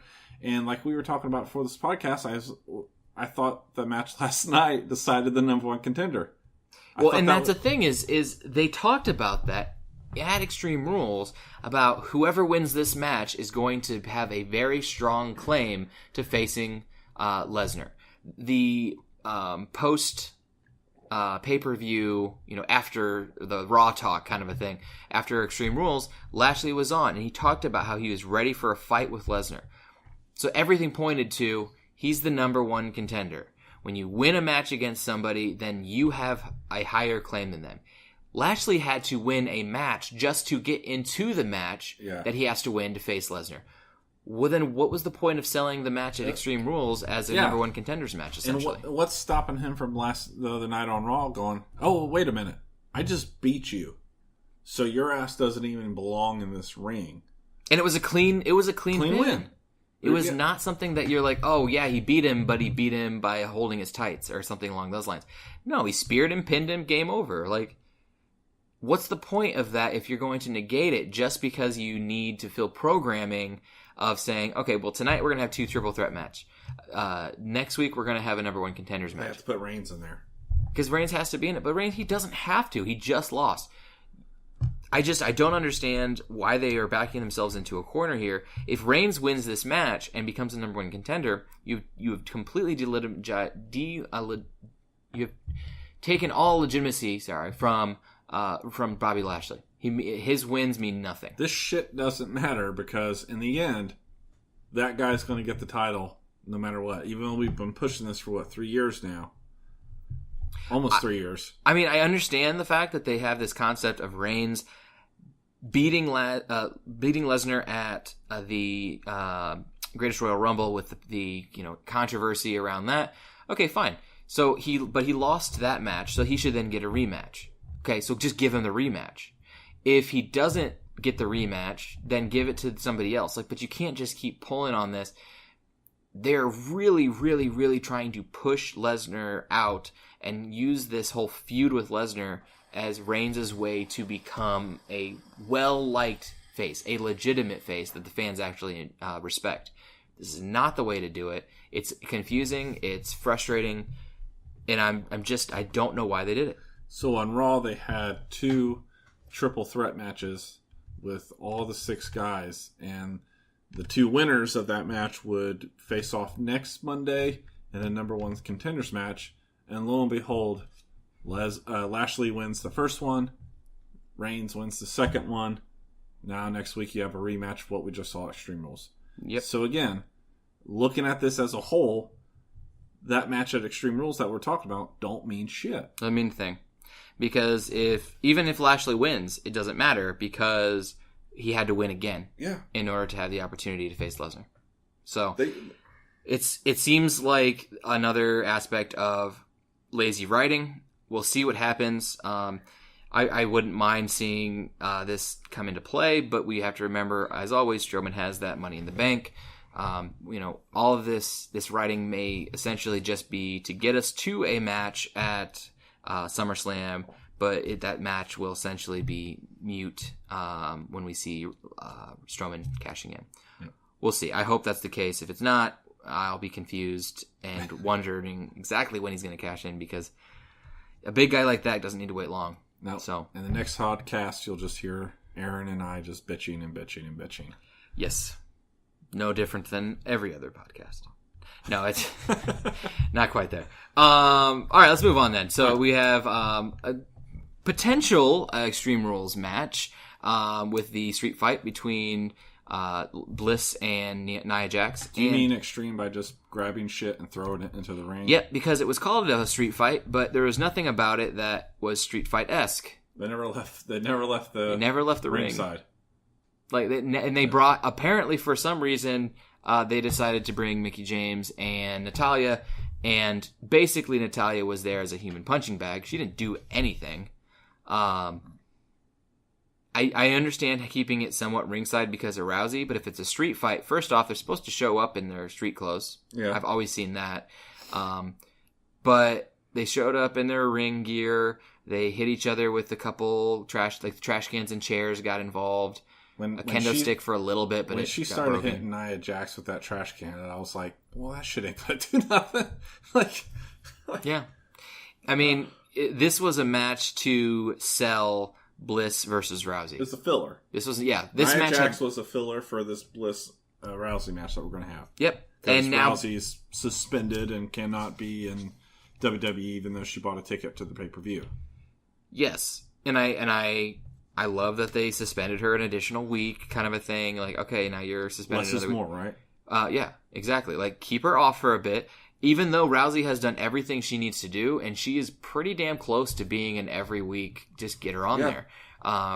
At this point, she was on Raw. She was on Raw, because she confronted the situation, but she will not be on next week's Raw, or she shouldn't be if they're going to follow through with what they said this week. And in 2 weeks, she'll be back to basically, if she stays off of Raw next week, she gets her title match at SummerSlam against Bliss. So you presumably won't see her next week, and then in the week after that, you'll have that feud for the next 2.5-3 weeks, getting us to SummerSlam, where I think Rousey wins it and keeps it for until WrestleMania, where she'll drop it to Flair. You think? I think so. You're making that prediction right now? That is my prediction. Because we know that that's the match that they want next year, is Rousey and Flair. And I think Could that match headline WrestleMania? Could it? Yes. Will it? No. We will not see a female match headline WrestleMania until we see the potential female pay-per-view that they've talked about, all-female pay-per-view that they're thinking about doing. They need to know that they can carry the show. That they can carry an entire show. Should the Fatal 4-Way a few years ago headlined? Absolutely. It was treated as one of those matches where it really could have headlined. The one with the you had Flair, or was it the 4-Way? Yeah, because Bayley was in it. Flair, Bayley, Becky, and Sasha Banks. This could, but I think that there's too much going on as far as everything else. Have to happen before that happens. Like you've always, I feel like you've said this in the past 2 podcasts, that there has to be a women's tag team. Yes. Introduced in order to make this happen. So there's no better time than now, because you legitimately you had 2 women's matches on this, and it was the title for each. There are so many performers right now in the women's division that you have so many of them that have not even been on TV for weeks, let alone have an opportunity to have a match at a pay-per-view. You've got to have a tag team division. And if you want, make it a single and have them go back and forth. They've done that before. They still have a lot of the travel when you do a Raw and a SmackDown. They're fairly close by. They're not on opposite ends of the country. It could work. And if it doesn't work, then scrap it. But you've got to get more. You can't talk about the women's revolution every time there's a women's match and not have a match outside of a championship match. Exactly. I mean, it was an okay match. You know what it was going to lead to? Having Ronda Rousey ringside. Oh, absolutely. And then, oh my gosh, the camera was perfectly placed where she said, "I can't take this anymore." She jumps over the railing and goes over and attacks Bliss and attacks Mickie James, and yeah. Oh, and Mickie James and Ronda Rousey did not talk that one out because Mickie had no idea where she was going. Ronda was basically pulling her to one side and then was going to slam her back, and Mickie thought she was getting pulled into the ring, so it was it was a botch. It was very much botch.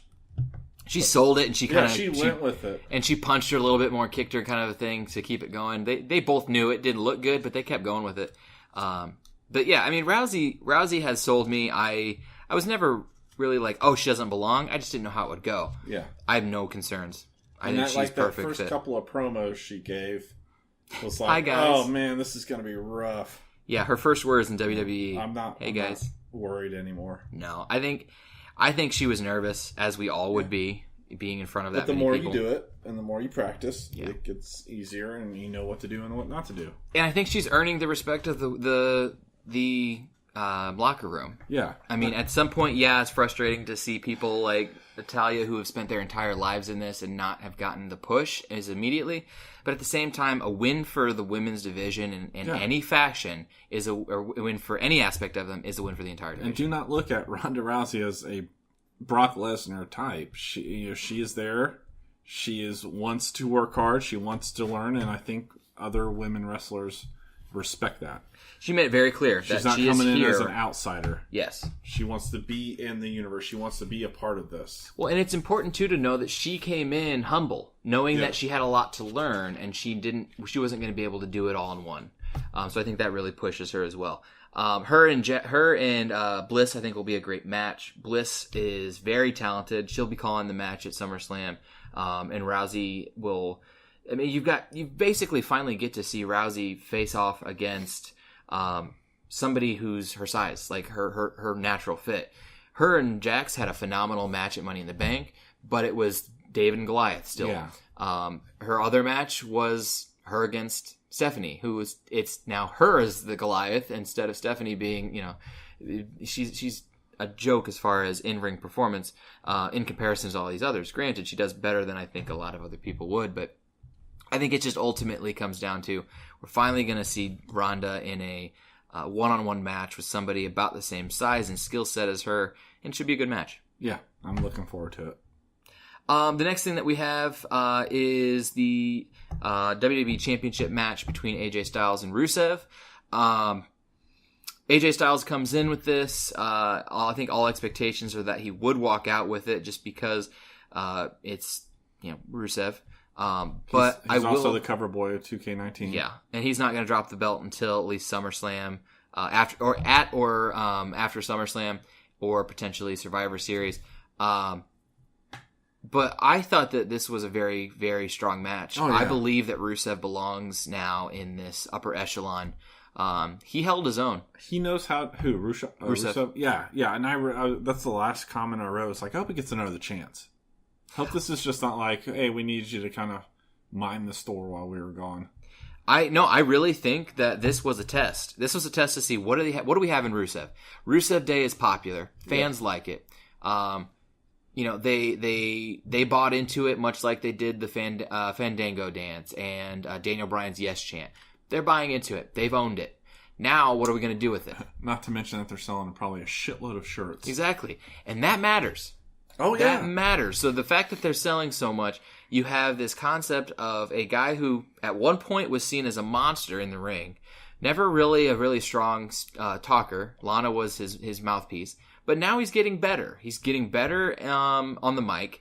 He definitely has a stronger mouthpiece than Aiden English. Aiden English is a horrible in-ring performer. Yeah. But he is a phenomenal promo giver. Like, he knows how to speak. No one will get in front of a crowd like that and almost improv singing. And granted, he's not singing anything that anybody knows, so if he's off pitch, no one's going to know. But that's not the point. He's getting out there. Aiden English made Rusev Day what it is. Without him, there is that. So I think that you now have given him a little bit more. He made AJ Styles look like it was difficult to wrestle him. Yeah. So I think Rusev is not going away. He may not get a SummerSlam rematch, but this is one of the questions I was going to ask you. Where do we go from here as far as AJ Styles and who he's facing at SummerSlam? I don't know. There's no one there. No. I mean, you've got the top guys. Nakamura is not going to go after unless the they championship. really have Dean Ambrose come back before SummerSlam, but that would be rushing it. Yeah. And it's like, I'm coming back and I get a championship match. I have no idea where we go go from here with this, because we have there's nowhere else looking through here, there really weren't any matches that were SmackDown that were not title matches. Like, all of the one-on-one matches were Raw guys. Strowman and Owens, that's Raw. Lashley and Reigns was Raw. Corbin and Balor was Raw. So you have all these guys. Orton is going after the U.S. title. Nakamura is the U.S. champ. Hardy is going after the U.S. title, if not taking time off. So some of your big guys. Who else is there for him to fight? Joe? Yeah. I would love to see that. I just don't know what's next. The thing is I don't think it sometimes doesn't really matter, because I think AJ Styles really knows how to have a championship match. And what I really liked about this match on the pay-per-view is that AJ Styles, I wrote down, he reminds me of Bret Hart, to where at any moment he could lose the match. Mm-hmm. Like, I remember watching Bret Hart growing up, and it's like, yeah, he's not the biggest. He's technically sound, but when he faced off people like Shawn Michaels or Diesel or Sid Vicious, or, he could lose this match at any moment. And watching this match, I felt like, yeah, AJ Styles could lose this match. Because Rusev is bigger. Rusev is a fast guy for a big guy. I just appreciate that. And just, again, it goes back to AJ Styles being one of the best talents in WWE right now. Yeah, and that's really important, because I think that it is AJ Styles' it's his brand. Yeah. And the thing is when we sit here and talk about, like, well, who's next? Who's he gonna face? They're really, he's become Asuka of NXT. There's no one else for him to face. So you're either going to have somebody show up, maybe Mysterio, because Mysterio should be coming back soon. But you feel like that would have happened the night after the pay-per-view to build up that, because now they have had an entire week without a clear front runner, and I don't know where they go. Rusev potentially, but the fact that Rusev lost the match because of Aiden English makes it feel like there could be a split there, so that, we talk all these great things we just talk about him. I don't know. There's no one other than Samoa Joe that I can see that would be ready for this, but they didn't bring him last night, so I don't know where they're going to go. Maybe he won't have a match at SummerSlam. I don't know off the top of my head who he would face, because everybody else that he has faced previously or could have a legitimate chance, they're all involved in something else. Mm-hmm. They're already having stories set to do something else. So, well, luckily for us, somebody would have to come back. We only have to wait a week. On Bleacher Report, they are actually through WWE. Bleacher Report is tagging this on, but Paige is going to name the opponent next week. So we don't know. Just take a guess. Who's it going to be? It's got to be Joe. If it's not Rusev in a rematch, it's Joe. Because I don't see anybody else. Cass is gone. He could have potentially been, being groomed to be a big heel in the title picture, but he's gone. I don't know anybody else that is at least not already in a storyline that has the potential to, in 3.5 weeks, put an actual storyline together. I'm going to go wild card here on you and say Dean Ambrose. If he comes back next week, then yes. Yeah. He has to come back next week. Just a wild card out of nowhere. Music hits, people go nuts. But then the problem with that, though, is that's face in SummerSlam. Yeah. And they hate doing that. They will push a face heel that have nothing to do with each other over a match. Like, they even took the best heel or face match that we could have had in WrestleMania and made it ultimately face heel in Styles Nakamura by turning Nakamura heel. They do not like putting two faces. Some of the best matches are face. Oh, absolutely! You're completely right.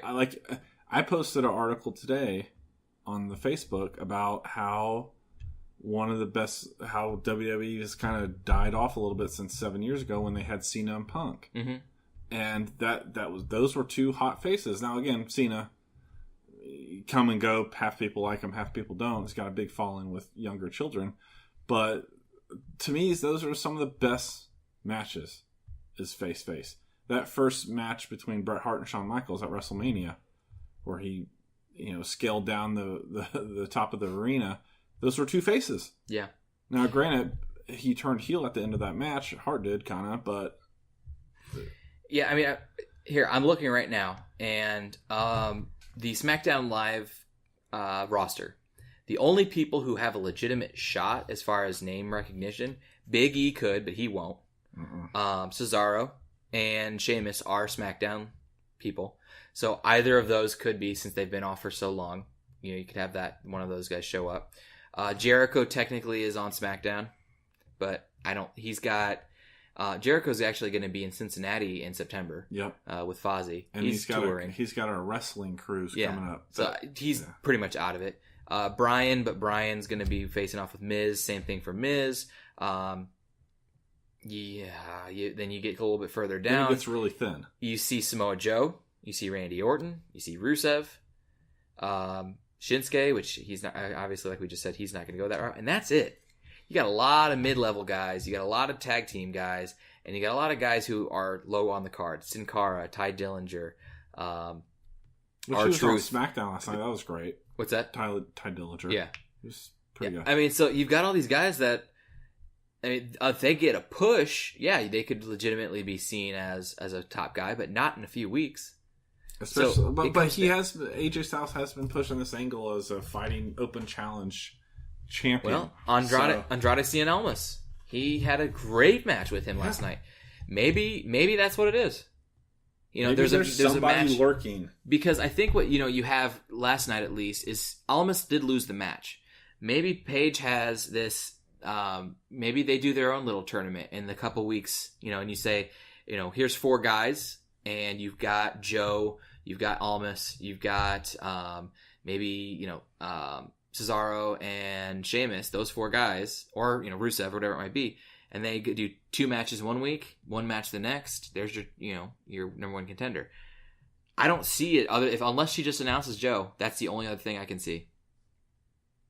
Yeah, I kind of feel like Ambrose could, but I don't know if Ambrose is. Last thing I heard is he was down working out at the NXT Performance Center in Florida. Let me see here. Technically, Dean Ambrose is Raw. So, I mean, they've done it before, but they would was make a big he already out when they had a draft? Well, on the website. On WWE's website, he is listed as a Raw superstar. So, we'll see. I don't know. I'm going to go Joe. We'll see if... I'm going to go Hulk Hogan. Hulk Hogan. There you go. Calling it. The dream match. AJ Styles, Hulk Hogan. All right, last match of the night. This surprised me that this closed. I thought not Rollins, but I thought Reigns and I thought so too. Lashley was going to close. I thought it would close, and I thought this match, the Iron Man match, would have ended, or it would have opened it. Here's what I'll say. I think the match was phenomenal. I think the crowd took the match from a potential 4.5 star match down to like a 2.5 star. And actually, yesterday, I think it was a video was leaked of Ziggler and Rollins talking to each other during a chinlock. And the big issue with this match is a 30-minute match, and every minute the crowd would count down from 10 down to 0, and they do the sound. Yeah, they made it about you see them. At every Royal Rumble. Yeah, they made this match about them. The problem is that a very good match was going on, and they weren't watching it. No.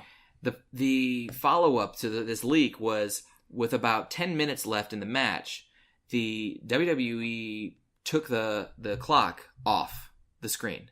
So if you watch it, every now and then you can see just the screen, but the screen no longer has the countdown clock on it. So they stopped doing it.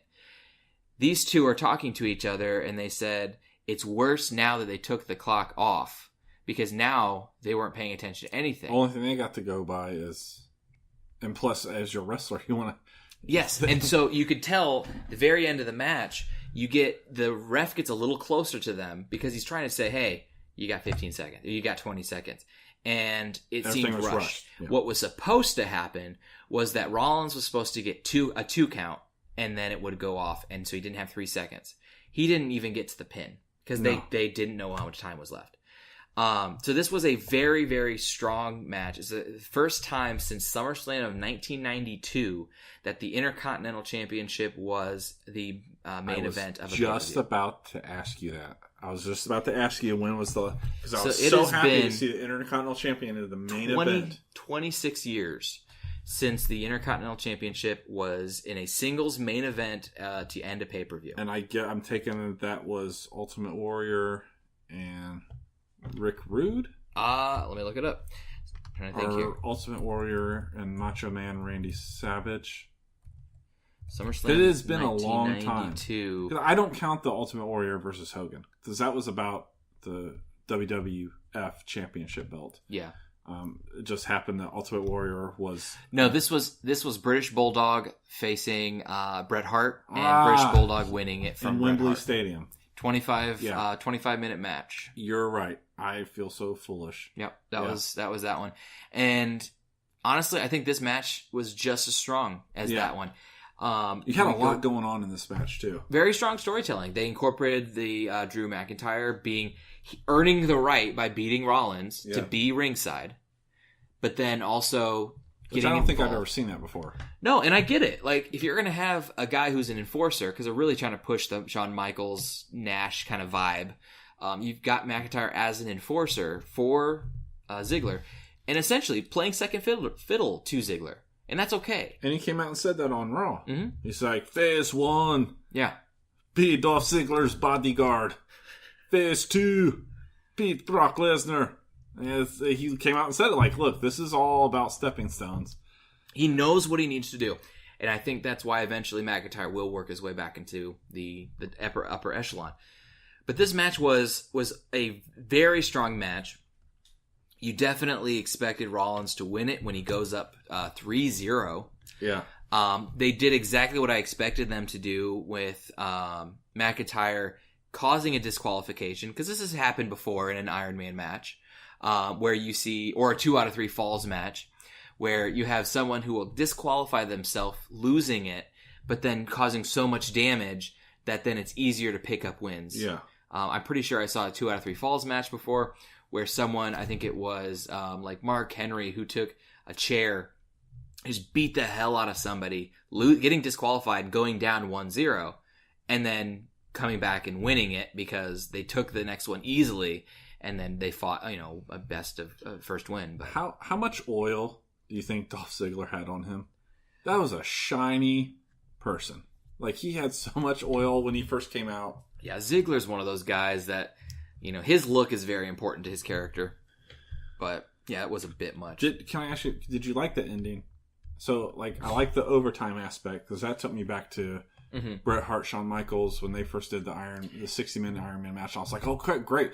Sudden death overtime. Yeah, and I love how Angle came out and said, this is where I'm from. My hometown doesn't want to see a draw. Yeah.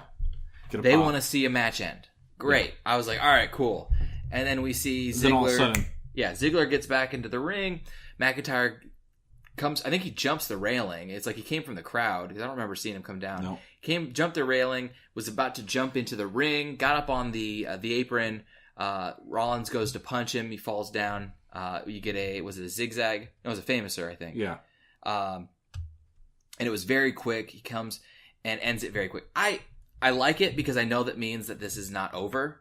Ziggler will get in both of these guys, Ziggler was not in this match, in the 3 triple threat matches, but Rollins and McIntyre were.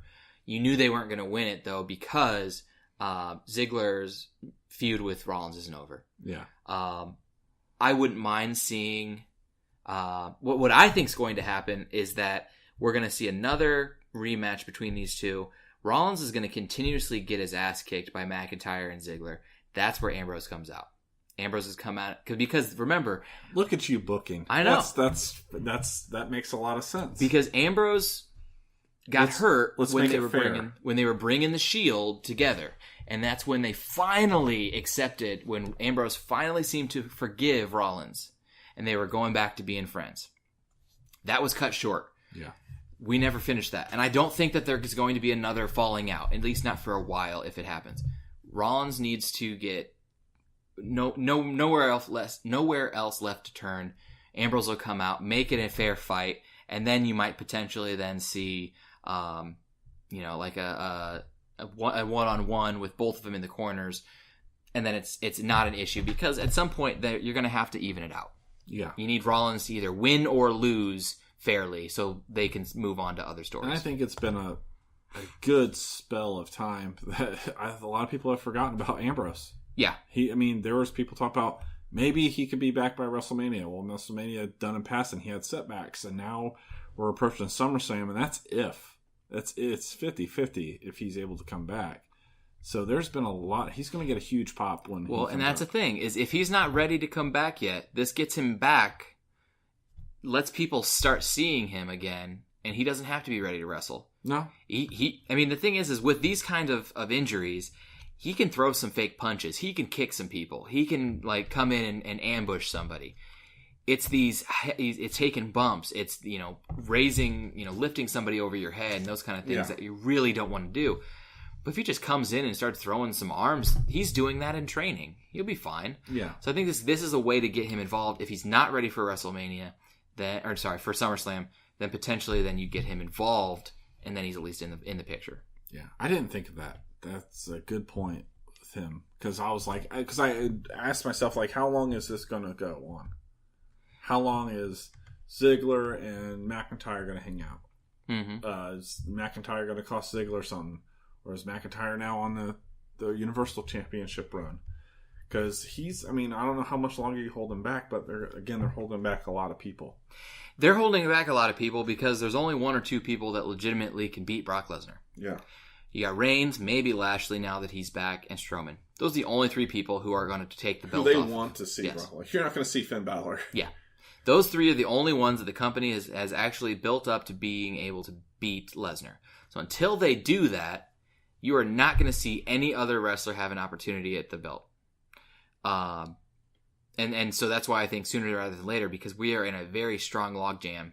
We have nothing for probably at least half of these guys, because if they're not in the Intercontinental Championship and they're not in a tag team, they're in limbo. They should do however SummerSlam turns out, and we go into the fall with whatever champion, and we're approaching Survivor Series. I honestly believe that the smart thing would do is to hold a tournament. Hold a tournament. Get all these guys involved at Survivor Series. It's the Survivor Series. It's the name of the show, and have them do this whole night tournament. The Deadly Games of I think it was 1998 is still my all-time favorite pay-per-view. The one where The Rock and Mankind got to the final and Rock turned heel. Yeah. The cool thing is that pay-per-view also spelled itself with a women's title match, a tag team title match, and I think it was a grudge match. Plus all these other matches for the tournament involved into it. You had you had guys like X-Pac and William Regal, and not British William Regal, mind you. William Regal, who was the man's man lumberjack, which is only 3 months of his career, but it was awesome seeing him come out there. You had, guys that legitimately could go on and become champion. You had you had the Corporation with Ken Shamrock and Big Boss Man trying to stop Stone Cold. You get Stone Cold get screwed out of a match with with Shane McMahon coming back and flipping him off and then running out of the stadium. And and you had Vince and Shane running, getting into their car. The storytelling of the entire night was so well done. It was an entire show. It wasn't 7 or 8 matches, 10 matches, and each of them had their own little story. The entire night was one story. They need that again. And it had nothing to do with the Attitude Era. It was just good writing.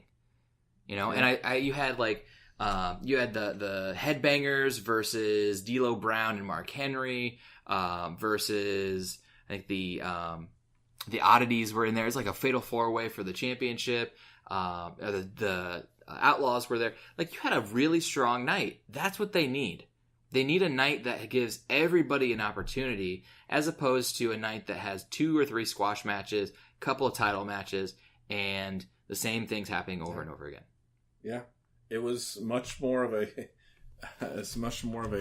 socialist community back during that time, because everybody was. And again, I understand that the wrestling viewership and wrestling attitude goes through highs and lows like a roller coaster. Mm-hmm. But wrestling was so hot back then that everybody could get a piece of the pie. Well, and everybody could get over. No one actually expected a guy like X-Pac to go on to win that championship, tournament. But the fact of the matter was that he had a time slot where he and Goldust and these guys actually were given an opportunity to have a match where if they won, they could eventually become the champion. Yeah. We talk about guys like Baron Corbin. If you want Baron Corbin to actually be seen as a legitimate guy, he's got to start winning matches. He's got to win matches that matter. He doesn't have to win every match, but if you throw him in a tournament like this, have him go up against a guy like Balor and beat him. Beating a guy like Balor in the first round, if Balor's not going to win it, what does it matter if he gets out of the first round? This is an opportunity to make people actually have a legitimate shot at becoming something because they're winning matches that matter. And it's new. Reigns could, I don't even care. Reigns could win that entire thing, but it gives an opportunity to other guys to start creating, and it starts giving you matchups that you wouldn't get. Gives you the face-face match because, hey, the tournament bracket's set that way and they both won.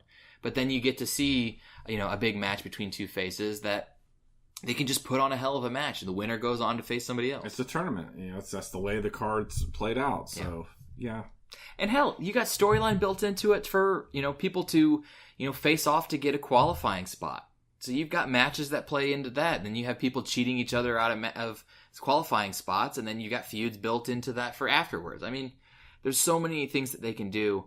But right now, there's too many guys that could be WWE Universal Champion, and there's only one that they've given it to for the past 2 years. And he doesn't wrestle. He hasn't been here for the past 2 years. All right. Well, that is the final match. Overall, let's see. What would you? Let's give this a ranking. 5 stars out of 1 out of 5 stars for the entirety of the pay-per-view. What do you give this overall pay-per-view? I give it 3 stars. I think the AJ Styles match and the Seth Rollins match and the Kevin Owens match saved this pay-per-view from being shitastic. Yeah, I'm going to give it 3 as well. Those 3 matches each earn a star, and everything else was horrible. No, I will say that the Nia Jax and Bliss match was fine. The storytelling of it was okay. Rousey getting involved, it was fine. It really, though, but it was a placeholder. All knew. I don't like seeing where things go. I like to think that I know where it's going, and then they swerve you. Yeah. Just like with the B team. Exactly. And then I felt like, at the beginning of that, I was like, why are they starting the show with this tag match? And then when they swerve you at the end and they give them the titles, I'm like, hey, what a great way to start the match. Well, that was the only title change of the night. Yep. You had 5 title defenses and only one of them changed hands. So 6 title defenses. You had both tag teams. You had both females, the Intercontinental. I take that back. There were 7, and Shinsuke also won. Every single one was up for grabs except for the Cruiserweight. So this was Night of Champions in disguise, pretty much. And the Universal. And the Universal. See, I forgot Don't about even count that. Look what happens when you don't see it for 3.5 months. You forget the title exists. All right. So 2 3-star ratings out of 5. It wasn't an awful pay-per-view. There were some pretty good high spots here and there, but overall, very predictable night, I think. Your favorite match? My favorite match, no question, was Strowman and Owens. Best storytelling match, had the best high spot. God bless Kevin Owens for taking these bumps, because I don't know if there's really anybody out there that's willing to in this day and age. So, yeah, that was my favorite match of the night too. Great storytelling. It didn't seem like it was a long match, but I got plenty of what I needed from that match. It didn't need to be a long match. It didn't need to be a 30-minute Iron match. It didn't even need to be a 15-minute match. They were in a cage. And Kevin Owens sold it perfectly to be like, you know what? I'm probably not going to last long because I'm going to get my ass beat. How long do you think that match was? I've got the time right now. I'm going to say under 10 minutes. I'm going to say about 8:50. You're very close. 8 minutes, 5 seconds. 8 minutes and 5 seconds. Yeah, and the 6-second match goes to Shinsuke over Jeff Hardy. Pretty interesting, though, if you look at the breakdown. You got 8 minutes on the dot for the B team, 8 minutes 20 seconds for Finn Balor, 5 minutes and 25 seconds were given to your the SmackDown Women's match. And that was a great 5 minutes. Bliss and Jax were only given 7.5 minutes. It was a very odd night for almost being a 4-hour pay-per-view. You only had one match go over 20 minutes long, and it was the 30-minute Iron Man match. Because they had to. It had to. Yeah. Is this what we're going to be seeing now? Since they're now cross branding as 4-hour, starting at 7. Because the past couple of pay-per-views they've been pushing with a special start time at 7 o'clock. I hope it's not. I can't sit. 4 hours is a lot. I give myself one day a year to spend an entire day watching wrestling, and that's WrestleMania. Yeah. I don't think I can sit down. I mean, Sunday nights, especially, you and I are both teachers. Sunday nights, I don't want to stay up till midnight to be let down by a Brock Lesnar showing up and having a 2-minute match or whatever it might be. I got Walking Dead starting up here soon. I know. We got stuff to do, WWE. We got to get back to these 2.5-hour pay-per-views, 3 hours at the most that mean something. So, yeah, I hope not. Very much hope not. Because I feel like the 3-hour Raw drags ass. 3-hour Raw. They're adding an extra hour to a pay-per-view. Well, and the problem is you look at 3 hours of Raw, and they still don't get everybody on. No. 2 hours of SmackDown, they don't get everybody on, but at least you're not sitting there for 3 hours, not getting everybody. So no. Alrighty, so that is it for us this week. We will come back at you here in roughly a month after we see SummerSlam. Quick predictions for SummerSlam. We've been talking about the majority of it throughout the night, but I think kind of a recap for the WWE Championship. Looks like we got Styles versus potentially Samoa Joe, maybe Dean Ambrose or Hulk Hogan. I am going with Hogan. We have our championship match, our Universal, that we potentially expect to see Lashley or Reigns going up against Brock Lesnar. The women's is pretty much decided on the Raw side with Bliss and Rousey. I'm not quite sure what we'll see over there on the SmackDown side, but Carmella will be defending, presumably against Asuka again. Maybe we'll see something Becky Lynch or Flair. I don't know. Don't be surprised if they throw in like a women's battle royal. Yeah, something there. And then the U.S. Championship, maybe a fatal or a 3-way between a very badly injured, seeming to be Hardy, Shinsuke, and Orton. Potentially seeing an Intercontinental rematch between Ziggler and Rollins. And then we'll probably see a handful of tag team matches thrown in there as well. But my match that I'm looking forward to the most, hopefully this actually happens, is Miz and Daniel Bryan. Yep, that's the one I'm looking for. I think we said at the beginning of the podcast, like, not even knowing what the other matches are going to be at this moment, that's the match I want to see, because really it's been building for 4 or 5 years. Oh, yeah, at least. It's been brewing for a while, and seeing that Bryan actually can come back and wrestle. And he's been doing a great job. Every time he takes a bump, though, I hold my breath. So should be a good SummerSlam. Hopefully a little bit more overwhelming or exciting than Extreme Rules. We'll see, though. Maybe we'll see the return of Hulk Hogan to programming at SummerSlam. That's always been kind of his pay-per-view outside of WrestleMania to make an appearance. So potentially a lot of cool things coming up. We will recap that for you guys in the weeks to come after we get done watching that. Ben, you want to let everybody know where they can find some information about us? Yeah, if you go to Facebook and type in Top Rope Wrestling Podcast, you'll go to our page, like us, subscribe, download our podcast, listen, spread the word. That's the only way that our two smart wrestling intellectuals will get out to this world, is if you share our podcast and share our page. But this hopefully will be up in a week or so, and you guys can go to Top Rope Wrestling Podcast on Facebook to check us out. There are news stories up there daily. Absolutely. I always check. I've got my subscription or my like to that, and I get it up on my my Facebook wall here and there, and we get it all taken care of. So until next time, guys, be checking us out where Ben let you know. Let us know if you've got any ideas, insights. Maybe you can help book what's going to happen with the United States Championship next, Universal perhaps. We'll see what's going on. But until then, we will catch you guys later. Ben, you want to sign us off? Hulkamania! It's going to run wild.